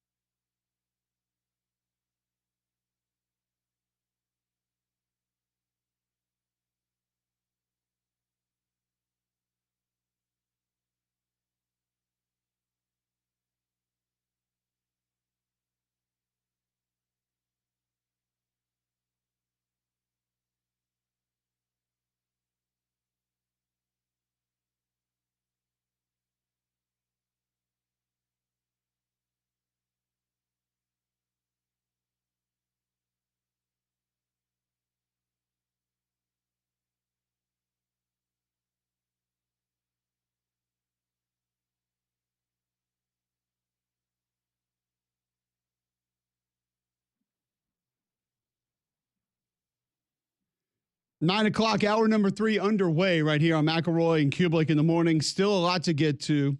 Rich Rodriguez is the new head coach at West Virginia. Bill Belichick is at North Carolina. Dan Mullen showing interest in UNLV's head coaching job. Boise State's Steve Cooper is going to be hired at UCF as their offensive coordinator. Tulsa is going to hire UCF's Cam Martin as their running back coach. That is former Auburn running back. The Lombardi Award goes to Kelvin Banks of Texas. Butkus Award goes to Jalen Walker of Georgia. So a lot still happening. South Alabama quarterback Gio Lopez says he is going to stay and play at South Alabama again next year. And Todd Grantham announced as the Oklahoma State defensive coordinator. Garrett Nussmeier announcing he is back at LSU next year, Greg. Love it. Good get for Brian Kelly there. Yeah. I'm a little surprised that he's had to come back. It's just such a weak quarterback class. I mean, it's really weak. So I do think that there was a chance he could get drafted pretty high. Before we welcome on the coach, tell our listeners about the Pants Store. Pants Store's your game day headquarters. Do a great job. Really, really have enjoyed getting to know the folks over there. They have tremendous stuff. All the best brands, all the best game day apparel, hoodies, half zips, quarter zips, you name it, they got it. Hats. Go and check them out. One of their amazing locations. Ladies, they have stuff for you as well. The romper, perfect dresses, shoes, boots, you name it. They also have those clear purses. Should be all set. And get free alterations gift wrap as well. Zip on down to the pants store for all your game day needs. He joins us each and every week thanks to our friends at Coke and Piggly Wiggly. It's the coach, Wimp Sanderson.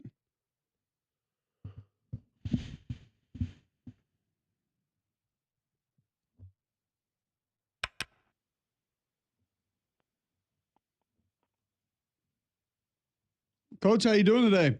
I'm doing okay. I'm going to jump around like I always do. And you both of y'all, when I'm jumping around, butt in and stop me and ask something. Because I'll ask a question or disagree or agree or whatever you want to do with me. Don't hold back, because I want you to just butt in and say, Wimp, what about this? What about that? Anyway, I hit the blue plate last week. I picked Oregon. Congratulations to me. I don't have one this week, but we'll see.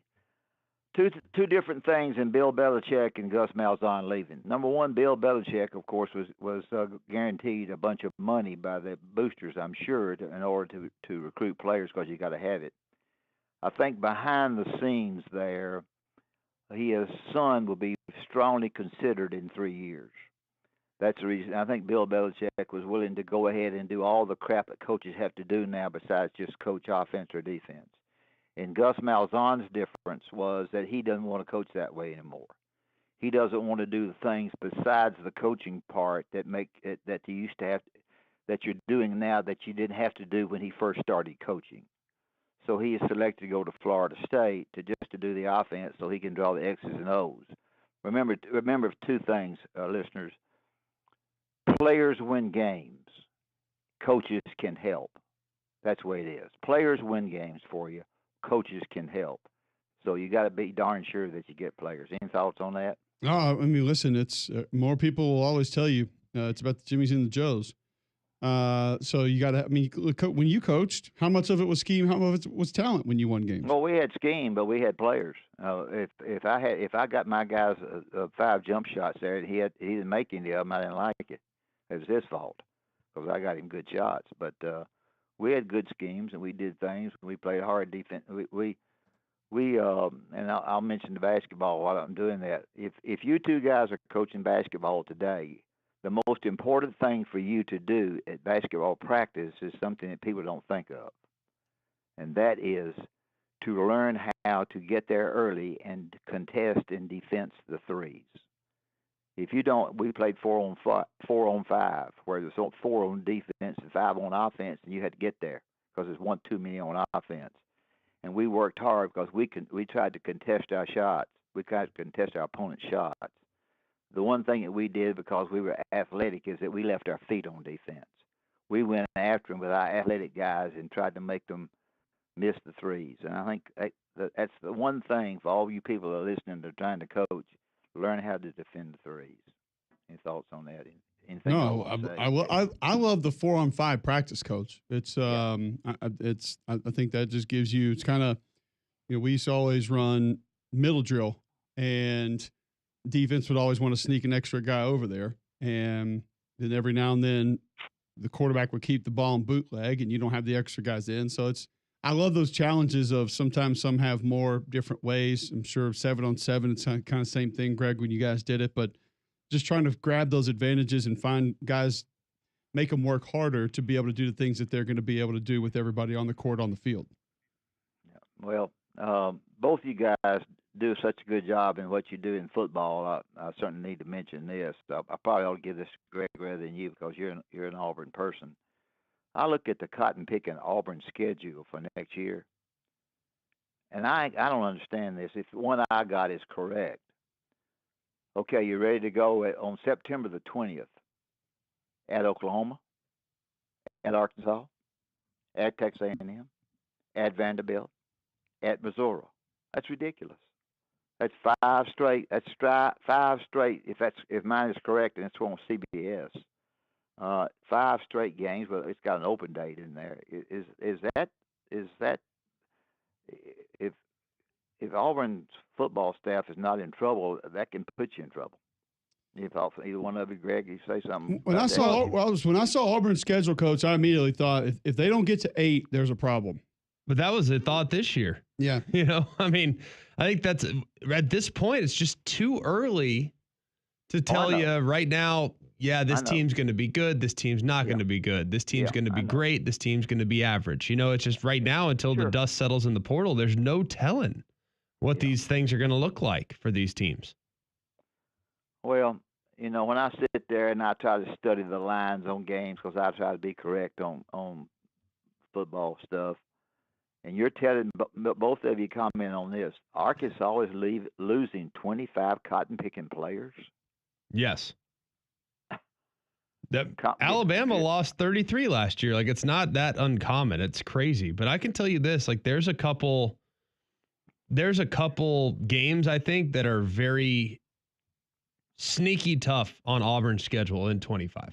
Like, I think at Baylor is a harder game than people realize. Ooh, it is. Yeah. Baylor's come on strong down the stretch. If that game's played at 2:30 in Waco, it's going to be 1 billion degrees on an AstroTurf field. I'm just telling you, that's a tough game. At Oklahoma, who knows what Oklahoma's going to be next year? I don't know what they're going to be. It's tough. I don't know. I think it's a tough game. So I think to start with 3 of the first 5 games on the road is extremely difficult. Because if you, for whatever reason, drop that first one, look out. I mean, it's going to get real negative real fast. So I think it's all a matter of perspective. They'll fare well at home, so it'd be, under my assumption, they would finish strong. Because I would be surprised if they didn't win at least 3 or 2 in October, which is really, really important.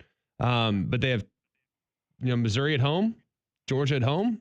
If you can get one of those 2, feel pretty good about it. Hopefully you get at least one of those 2. Can't lose them both. For I think a tough road trip to Arkansas next year, even though they lost so many people. It's just, I think every schedule, we're going to look at it right now. You're going to say, that seems relatively manageable, and we're going to get to it, and we're going to be like, oh gosh. You know what I mean? Well, I think I appreciate you making those kind of comments. I kind of tried to throw it away from your partner there because I don't like the schedule for Auburn at all. Any comment on that? Like Greg said, Coach, it's a little early to tell.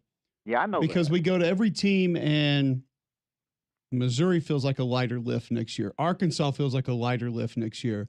Kentucky, I have no idea. Vandy's not going to be the same. A&M, I'm not really sure because a lot of that defensive line is going to be gone.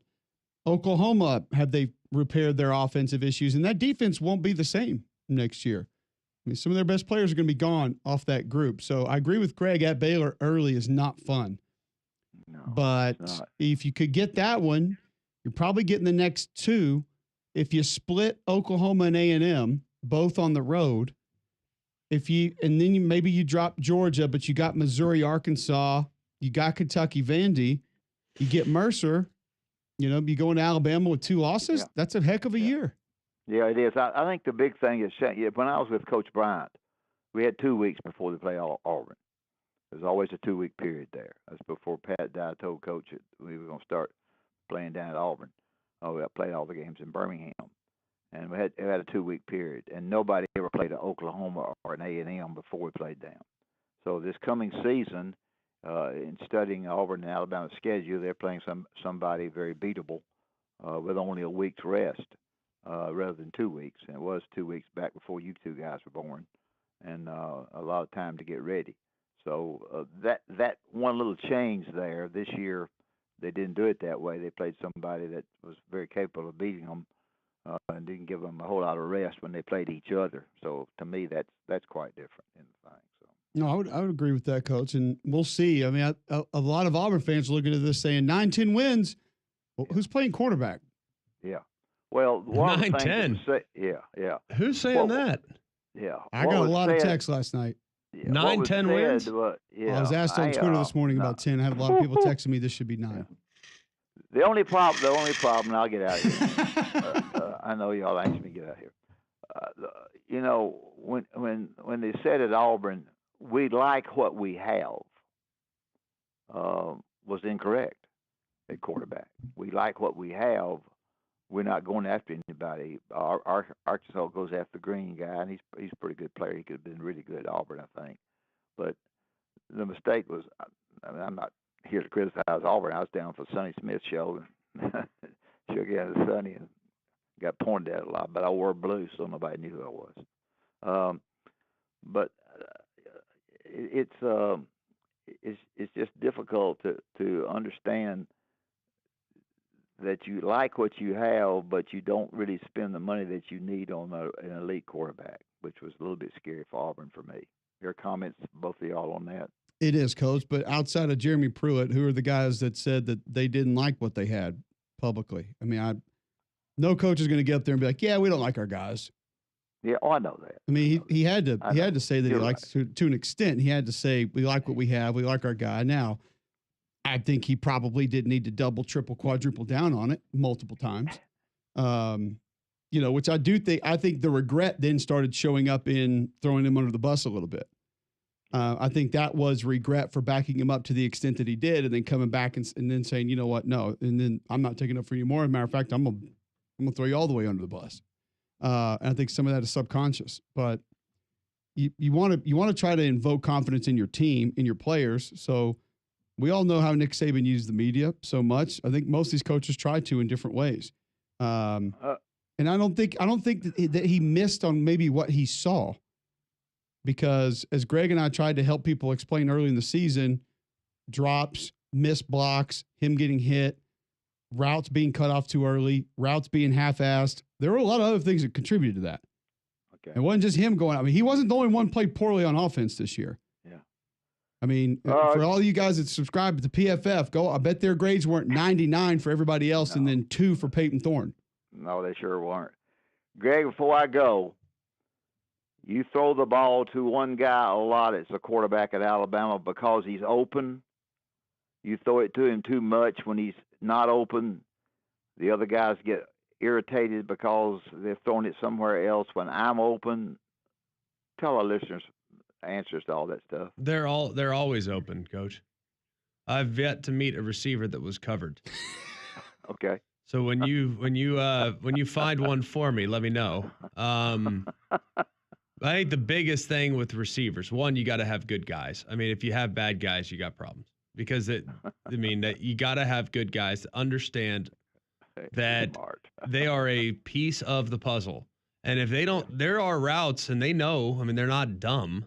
They know there are routes that they'll run and they have no chance of getting the ball. But if it tells you better outside release this corner, because if you don't, if you inside release it and the corner sees the slot receiver on an out route, he's going to get blown up if you go inside.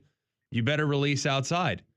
You better take off and run full speed, because if we're expecting you to clear something out and you don't run full speed, and next thing you know, the defender's there when the in-breaking route's coming right behind it, like, that's a huge problem. So I think you got to have good guys. And I think you also need to have a quarterback that does a really good job of making everyone feel important. Like, their job is the most important job. Like, no matter, dude, hey, Hanks, get on your horse here, dude. We're going to have this clear out. We're going to get one to you here in a minute, but clear the sucker out so Julio can break in right behind you. You know what I mean? Well, like, everybody's got to understand the importance of their role. And if the quarterback does not emphasize what's important, that can sometimes lead to problems. And you got to make sure they understand you're going to get yours. But I can tell you this, you don't clear out this crease route, I ain't looking at you on third down, because I don't trust you. And that's, I think, the type of accountability that needs to be created between quarterback and receiver. Well, fans excited about Milroe after the Georgia game, somewhat disappointed about him now that they're going out of the Final 12. On my radio show, should he stay or go? Those kinds of things. I hate to see that about anybody that's as skilled as he is, and I think the offensive coordinator. I think the offensive coordinator at Alabama does what he wants to do. He and the head coach are pretty much on the same page on what they run. When people turn around and say, "Well, I'm telling you right now, they ran Milroe too much and they didn't run the runners enough," whether that's right or wrong or none of the above, I don't know the answer to that. What do you think of Belichick taking the North Carolina job? Well, I think, as I said, I think he took it because in 3 years his son will be the coach. He took the job because he got a lot of money to do it. They got a name. I hope he understands what you have to do. If you get a good player, somebody tries to buy him out from under you. If you try to get a player, somebody outbids you. I hope he understands that. Whether he called Nick Saban or anybody to ask him about that, I'm not sure. I think he had run his route in the pros, and I think behind the scenes he got the job basically a little bit with the understanding that his son will be the first guy interviewed when he gets out after 3 years. There was the one thing I hope about all of it, he keeps Freddie Kitchens. Freddie's, of course, a friend of mine, and used to come to all my basketball practices. So I don't know. That's all, guys. One thing I want to wish you guys a good, happy holidays. And I also want to mention Piggly Wiggly and Coke. Coke, great product, great to drink. Coke, I drink it all the time. It's the best, whether they want Diet Coke or regular Coke.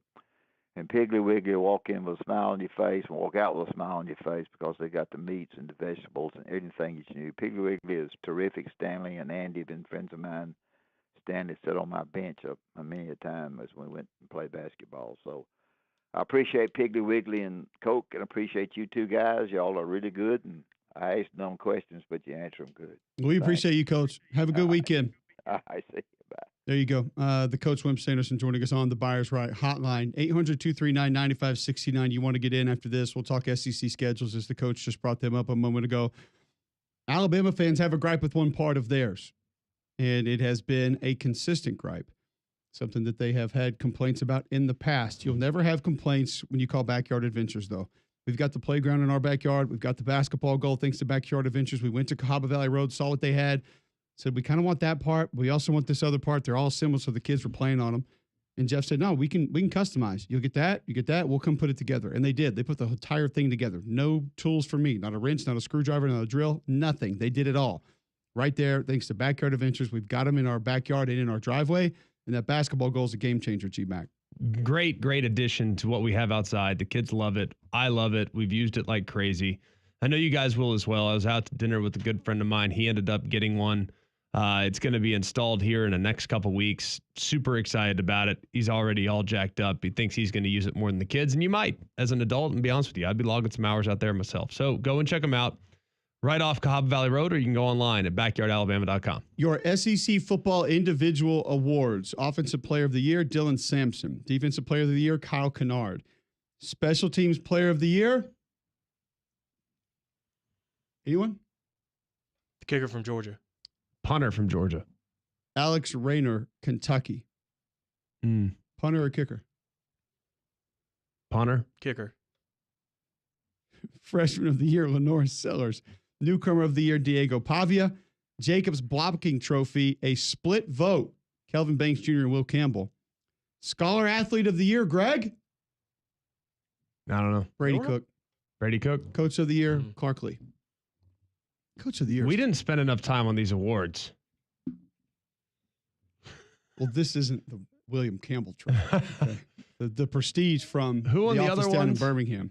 Who won the other ones? Which ones? The Nagurski and stuff. I don't know the other ones. Oh, the Lombardi went to Kelvin Banks, and Yeah. the Butkus went to Jalen Walker. Who's going to win the Fat Heisman? Thorpe? No, Outland. The Outland's the one that changed what they are, right? It's like a best interior lineman. Okay. Who was the one that used to be a lineman and now it's like best player anywhere or something? The Outland Trophy is awarded the best college football interior lineman. Yeah. You're right. You got that. Also known as the Fat Heisman. Yeah. Tavondre Sweat got it last year. Who's going to win that this year? I'm going to say Mason Graham. I think he'd be good. Be a good one. That's my guess. All right. When we come back, SEC schedules. We'll take a look at them for 2025 right after this on Mac and Cube in the morning.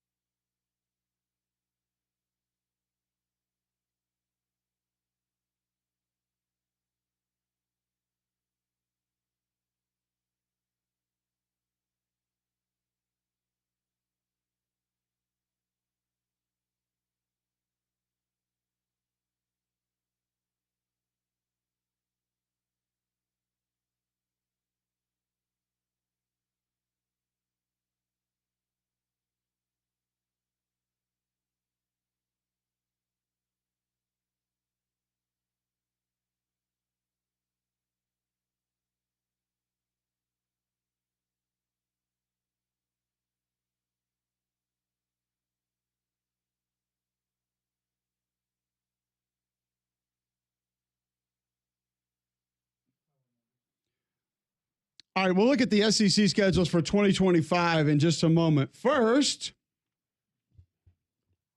I love the practice of players in the portal.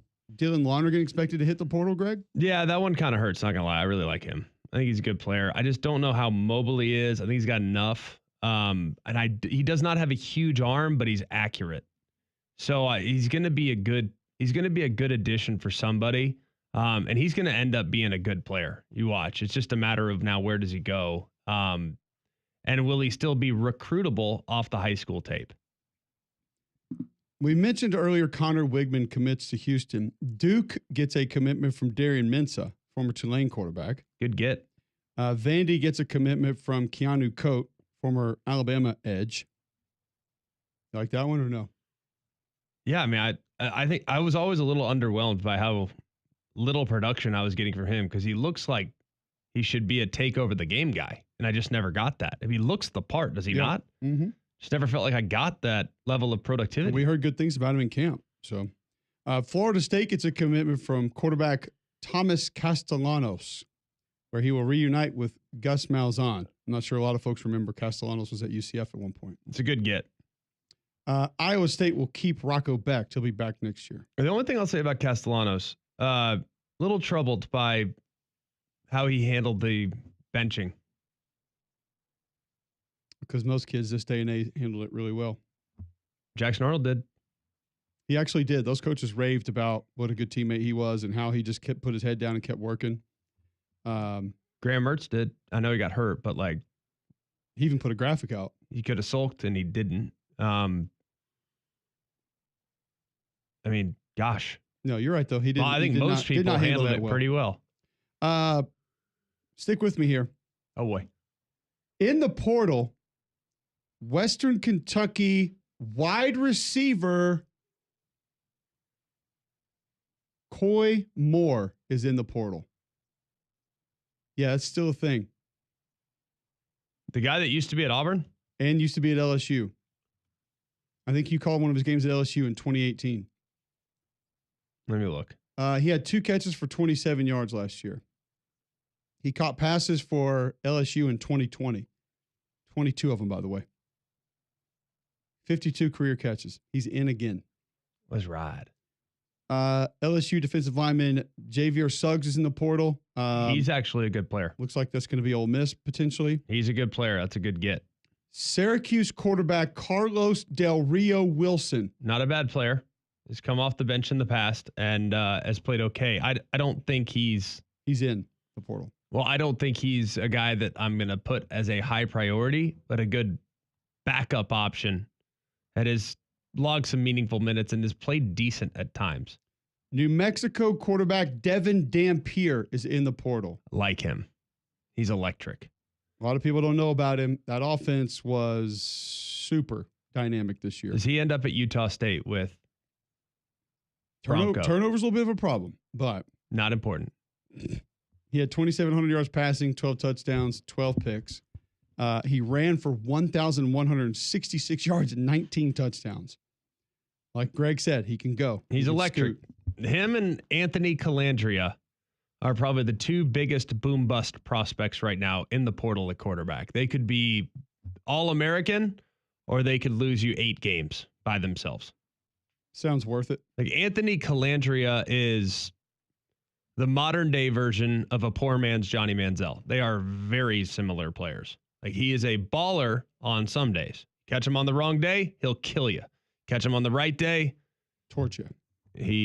He'll put it on the deck 3 times and throw 2 picks. Wisconsin quarterback Braden Locke is in the portal. Don't love. Fine. Okay. Solid. Fine. Also, FSU edge Marvin Jones Jr. is in the portal. Again. Did he have a good year? I don't think so. I didn't. Now, I'm going to be honest with you. I didn't grind the Florida State defense. Nor did I. Tape a whole lot this year. But what about the O-line?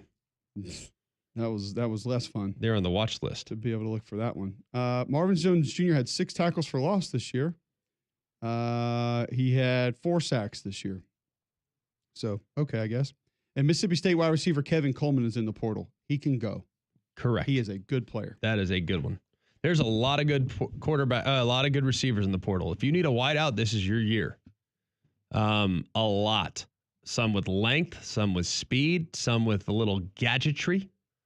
Like KC Concepcion here in the great state of Alabama today, visiting with the Tide. He's big time.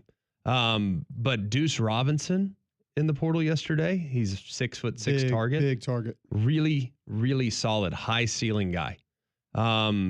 Been told that he's probably a package deal with Miller Moss. We'll see. So maybe they both end up at Louisville or somewhere like that. But Deuce Robinson would be a guy I would be targeting big time in the portal. There's a few others Kevin too. Coleman and Mario Craver both from State in the portal. They can both go. Which one do you like better? I like Coleman better. Coleman all around, yes. He has a little bit more size. Dane Key or Coleman? Ooh, upside is Dane Key, but I'll take Coleman because you're not going to get the drops. Dane Key is so inconsistent. Yeah, Barry and Brown more so. They're both. I like Dane Key. Like I said, upside probably there, but catch the ball first as a wide receiver. Don't care how fast you can run. Don't care if you can break tackles. Catch the football when it's in your hands. Singleton or Dane Key? If I am running an offense that is motion-based and we're going to do some stuff behind the line of scrimmage, I probably want Singleton. I want to be able to use him in a lot of different ways. I think he'd be really good fit for what Georgia has been. But I also am trying to figure out, like, what does Georgia want to be? What do they need to be? You want to go catch and runs? He's great. I think he can get behind the defense. We've seen Georgia's ability to do that. Arian Smith's been able to get behind the defense for years. Malachi's a better downfield receiver, but he doesn't have crazy good length. I still think Georgia is in desperate need of a Dane Key type. Like Dane Key at Georgia would be an ideal weapon to add. Catch and run. You know?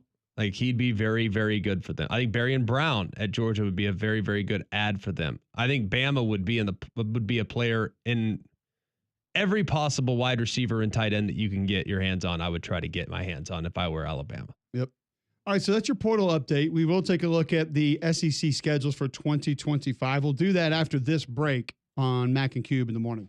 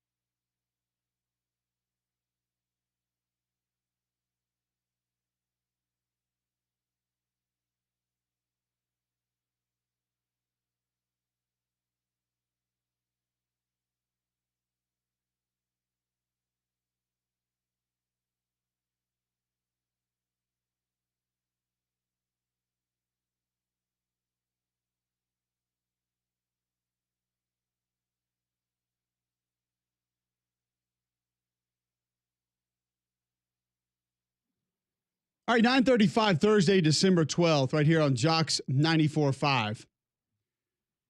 SEC schedules for 2025. How do they look? Who got a good deal? Who got shook down? Discuss that here in just a moment. Basketball coming up this weekend. Tomorrow, Ohio State, Auburn from Atlanta. That's noon on ESPN2.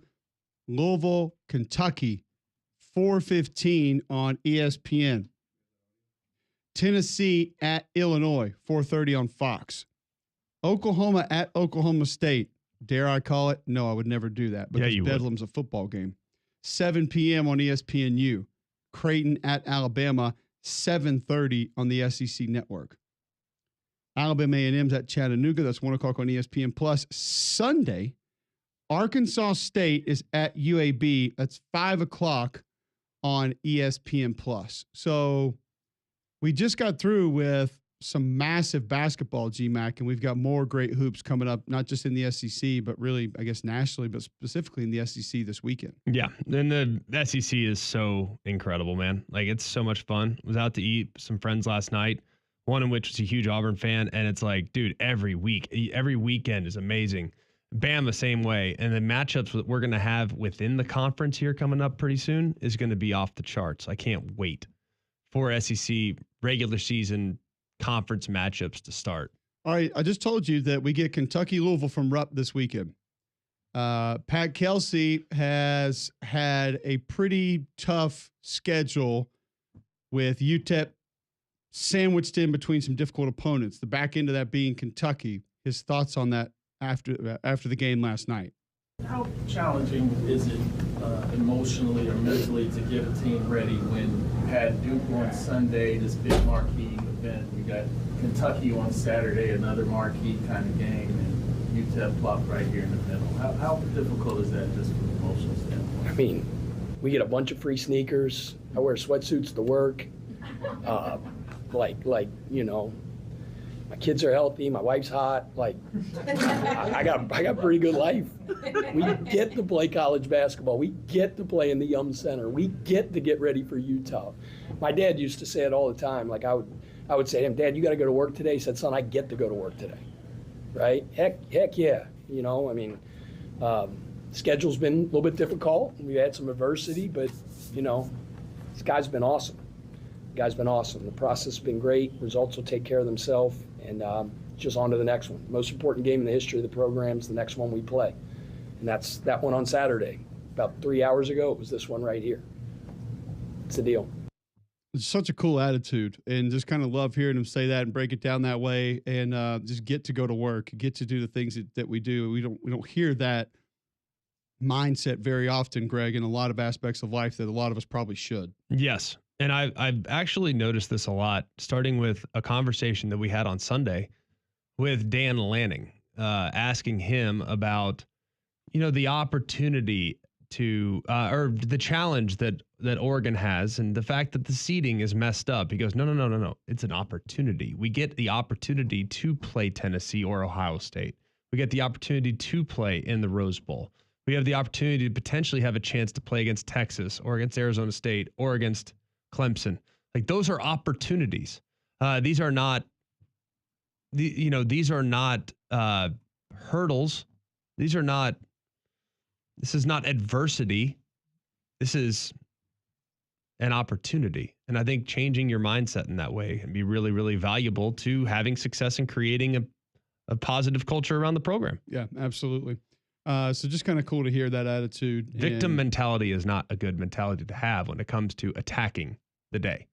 No, it's not. And I was going to get to the SEC schedules. We might bump that to our next segment, but just want to get your thoughts quickly.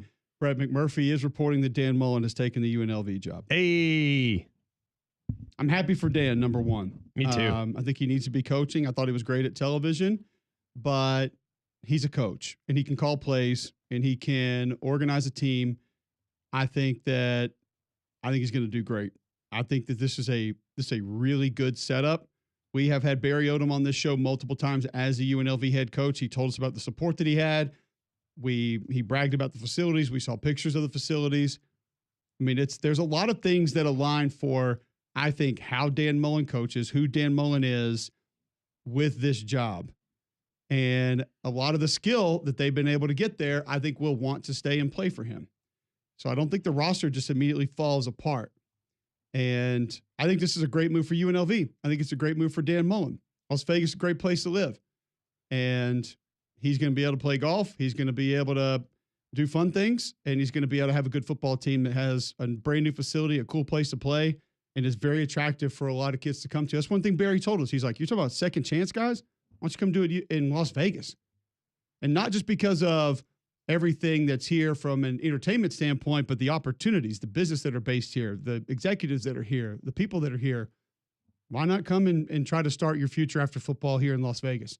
And it's a great point. I think it's a great move for both parties. Amazing. Really happy for him.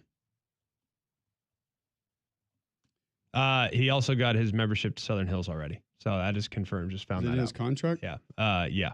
Some of us, like me, the gritty ones on this show, don't know what Southern Hills is. It's a golf club. It's a good one. The Southern Hills for me are off Red Mountain.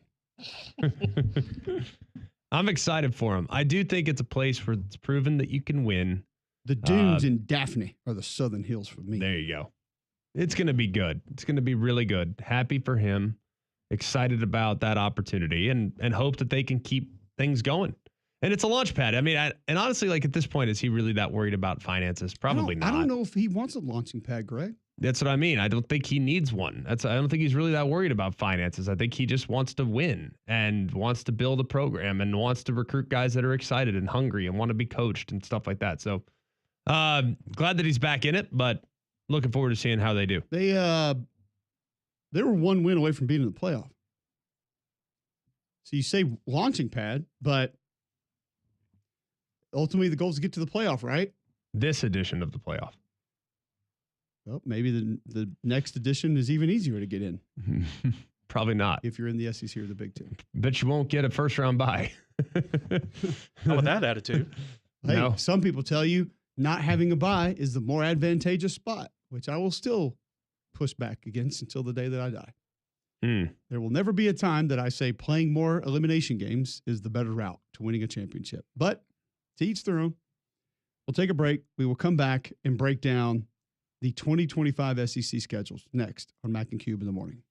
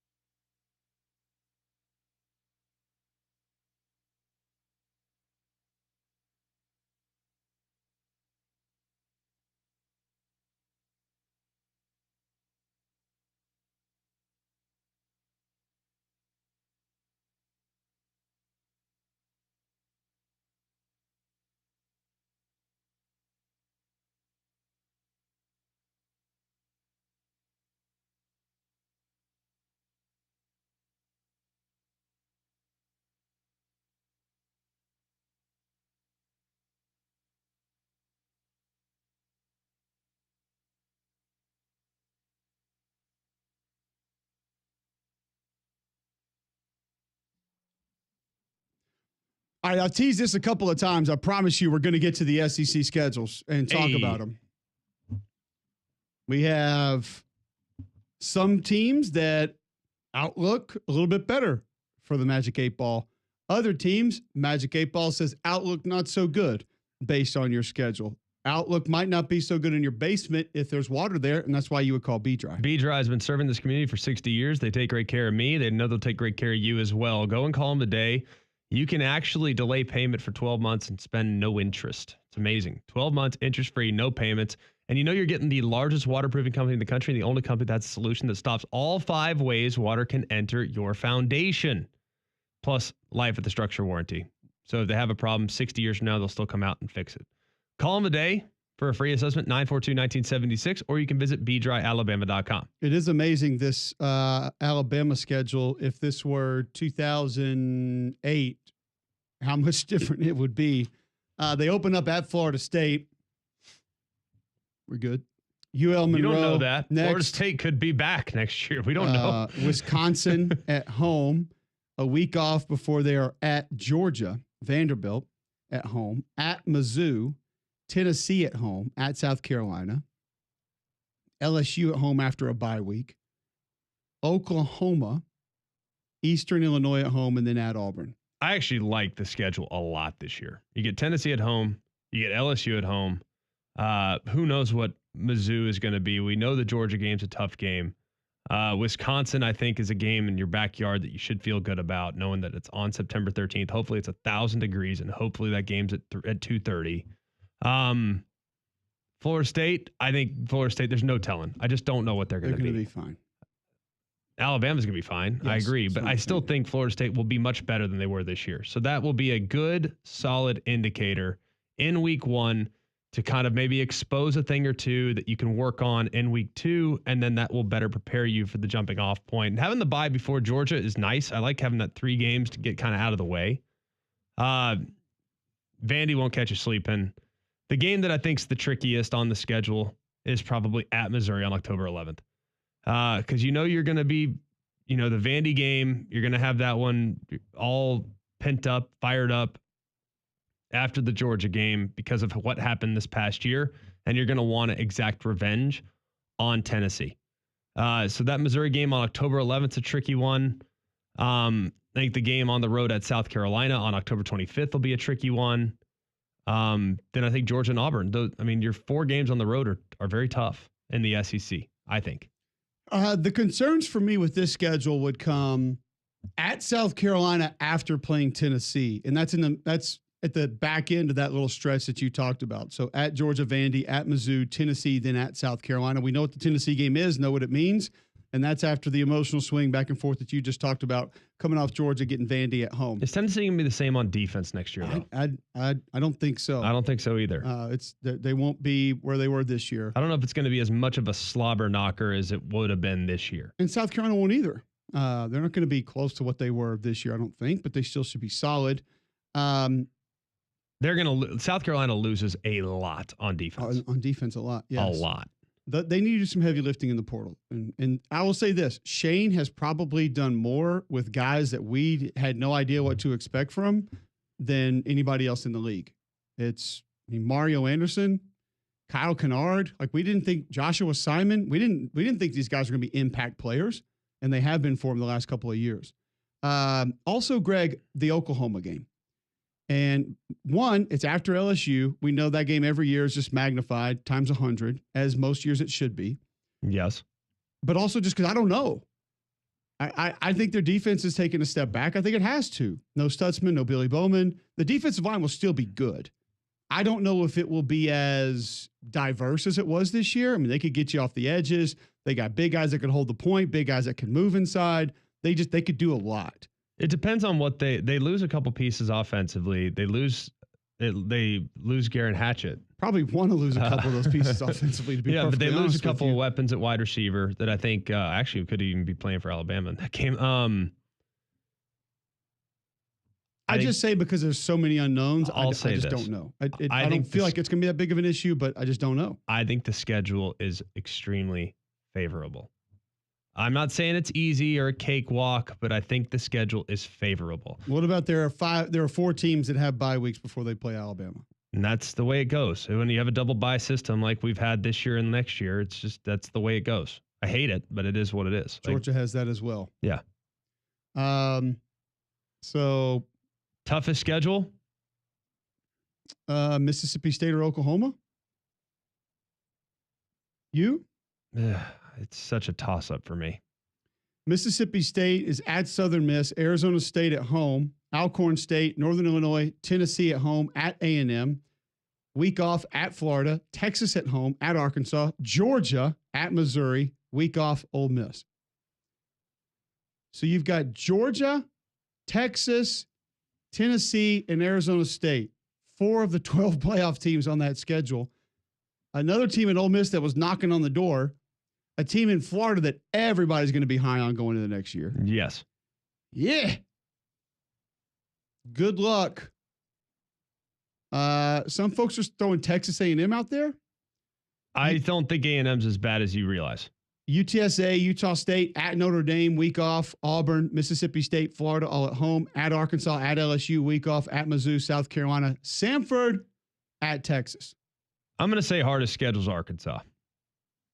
It's usually either Arkansas or South Carolina, right? I think it's Arkansas. You got at Ole Miss week 3. Whoa, you're just skipping over Alabama, A&M, and Arkansas State? How dare you? We're at Ole Miss week 3. Butch just got a raise in an extension? You're at Memphis. Very difficult game.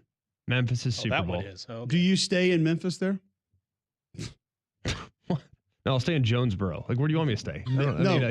No, after you play Ole Miss, you just stay and then go. Oh, yeah, that makes sense. Perfect. Stay at the Peabody. Watch the Ducks. There you go. You got Notre Dame at home. Notre Dame will be tough again. Notre Dame does lose quite a bit, though. Probably won't be as good as they are this year. Before you're at Tennessee, A&M at home, Auburn at home, at LSU, at Texas. Arkansas, toughest schedule. That's a tough schedule. I guess Brutal. the only thing that you would say about that is just that you have a lot of them at home. Yeah. A&M and Auburn. And Mississippi State. Okay, well, I didn't And count Notre that as a Dame. tough game. And Arkansas. Well, Arkansas State's in Little Rock. We can't even count that one. So what do the Florida Gators get after their impossibility of schedules the last 2 years? At LSU, at Wait a Miami. minute. Long Island? They're known for their iced teas. I'm going to be honest with you. I don't know their mascot. Anybody know their mascot? Islanders. No, they feel like the Crusaders. Sharks. What else would they be? They're Okay, yeah. at LSU, at Miami, 13th and 20th. Bye week. They play in front of 6,000 at Bethpage Federal Credit Union Stadium. You still on LIU? Yeah, because I didn't know they had a football team. Take a knee. Nobody cares. I'm they're on the the Sharks. I'm They breaking very well down might. the LSU Florida game, and you're sitting there swimming around with. Their head coach is Ron Cooper. Okay, Do you know where they reside? Long Island. No, Brookville, New York. Oh, Do you know what conference they're in? don't care. Northeast. Golly. They got 18 conference titles, Greg. I'm trying to break down LSU Go and for it. Garrett Nussmeier hosting Caleb Banks trying to apply pressure right up the middle. If Nussmeier doesn't learn to run, there's going to be problems there. How about they just hand it off a couple Florida times? at LSU on September 13th might be one of the best games of the year. And that's the same day, by the way, as Georgia, Tennessee, if I'm not mistaken. Ooh. Georgia, Tennessee, I believe, is that same day. That's right. Georgia at Tennessee, September 13th. September 13th, ladies and gentlemen, clear Get your popcorn schedule. ready. Oklahoma's at Temple. That feels like you. UTEP is at Texas. Thanks. It does. Yeah. Honestly, there's like 6 good games that weekend. You got Bama hosting Wisconsin. You got Arkansas at Ole Miss. You got A&M at Notre Dame. I mean, you got some good games that weekend. Wow. September 13th, baby. Let's tee it up. Mark it down. September Michigan, 20th, Kentucky. UAB at Tennessee. Dilfer's got him. Gosh, LSU. I love that game's early. It does kind of get you excited just talking about some of these games. Heck yeah. Like Long Island at Florida, the 13-time conference champions. You said Oklahoma at Temple. What is wrong with you? I'm done with you. I was giving you the schedule. I'm you were done with running you. down the games. I'm finished with you. August 30th. You're on the list. Central Arkansas Maybe I at should have fought Mizzou. earlier. UTEP, Texas, do anything for you? Probably will do something for me. Battle of the actually. Blue Bonnet.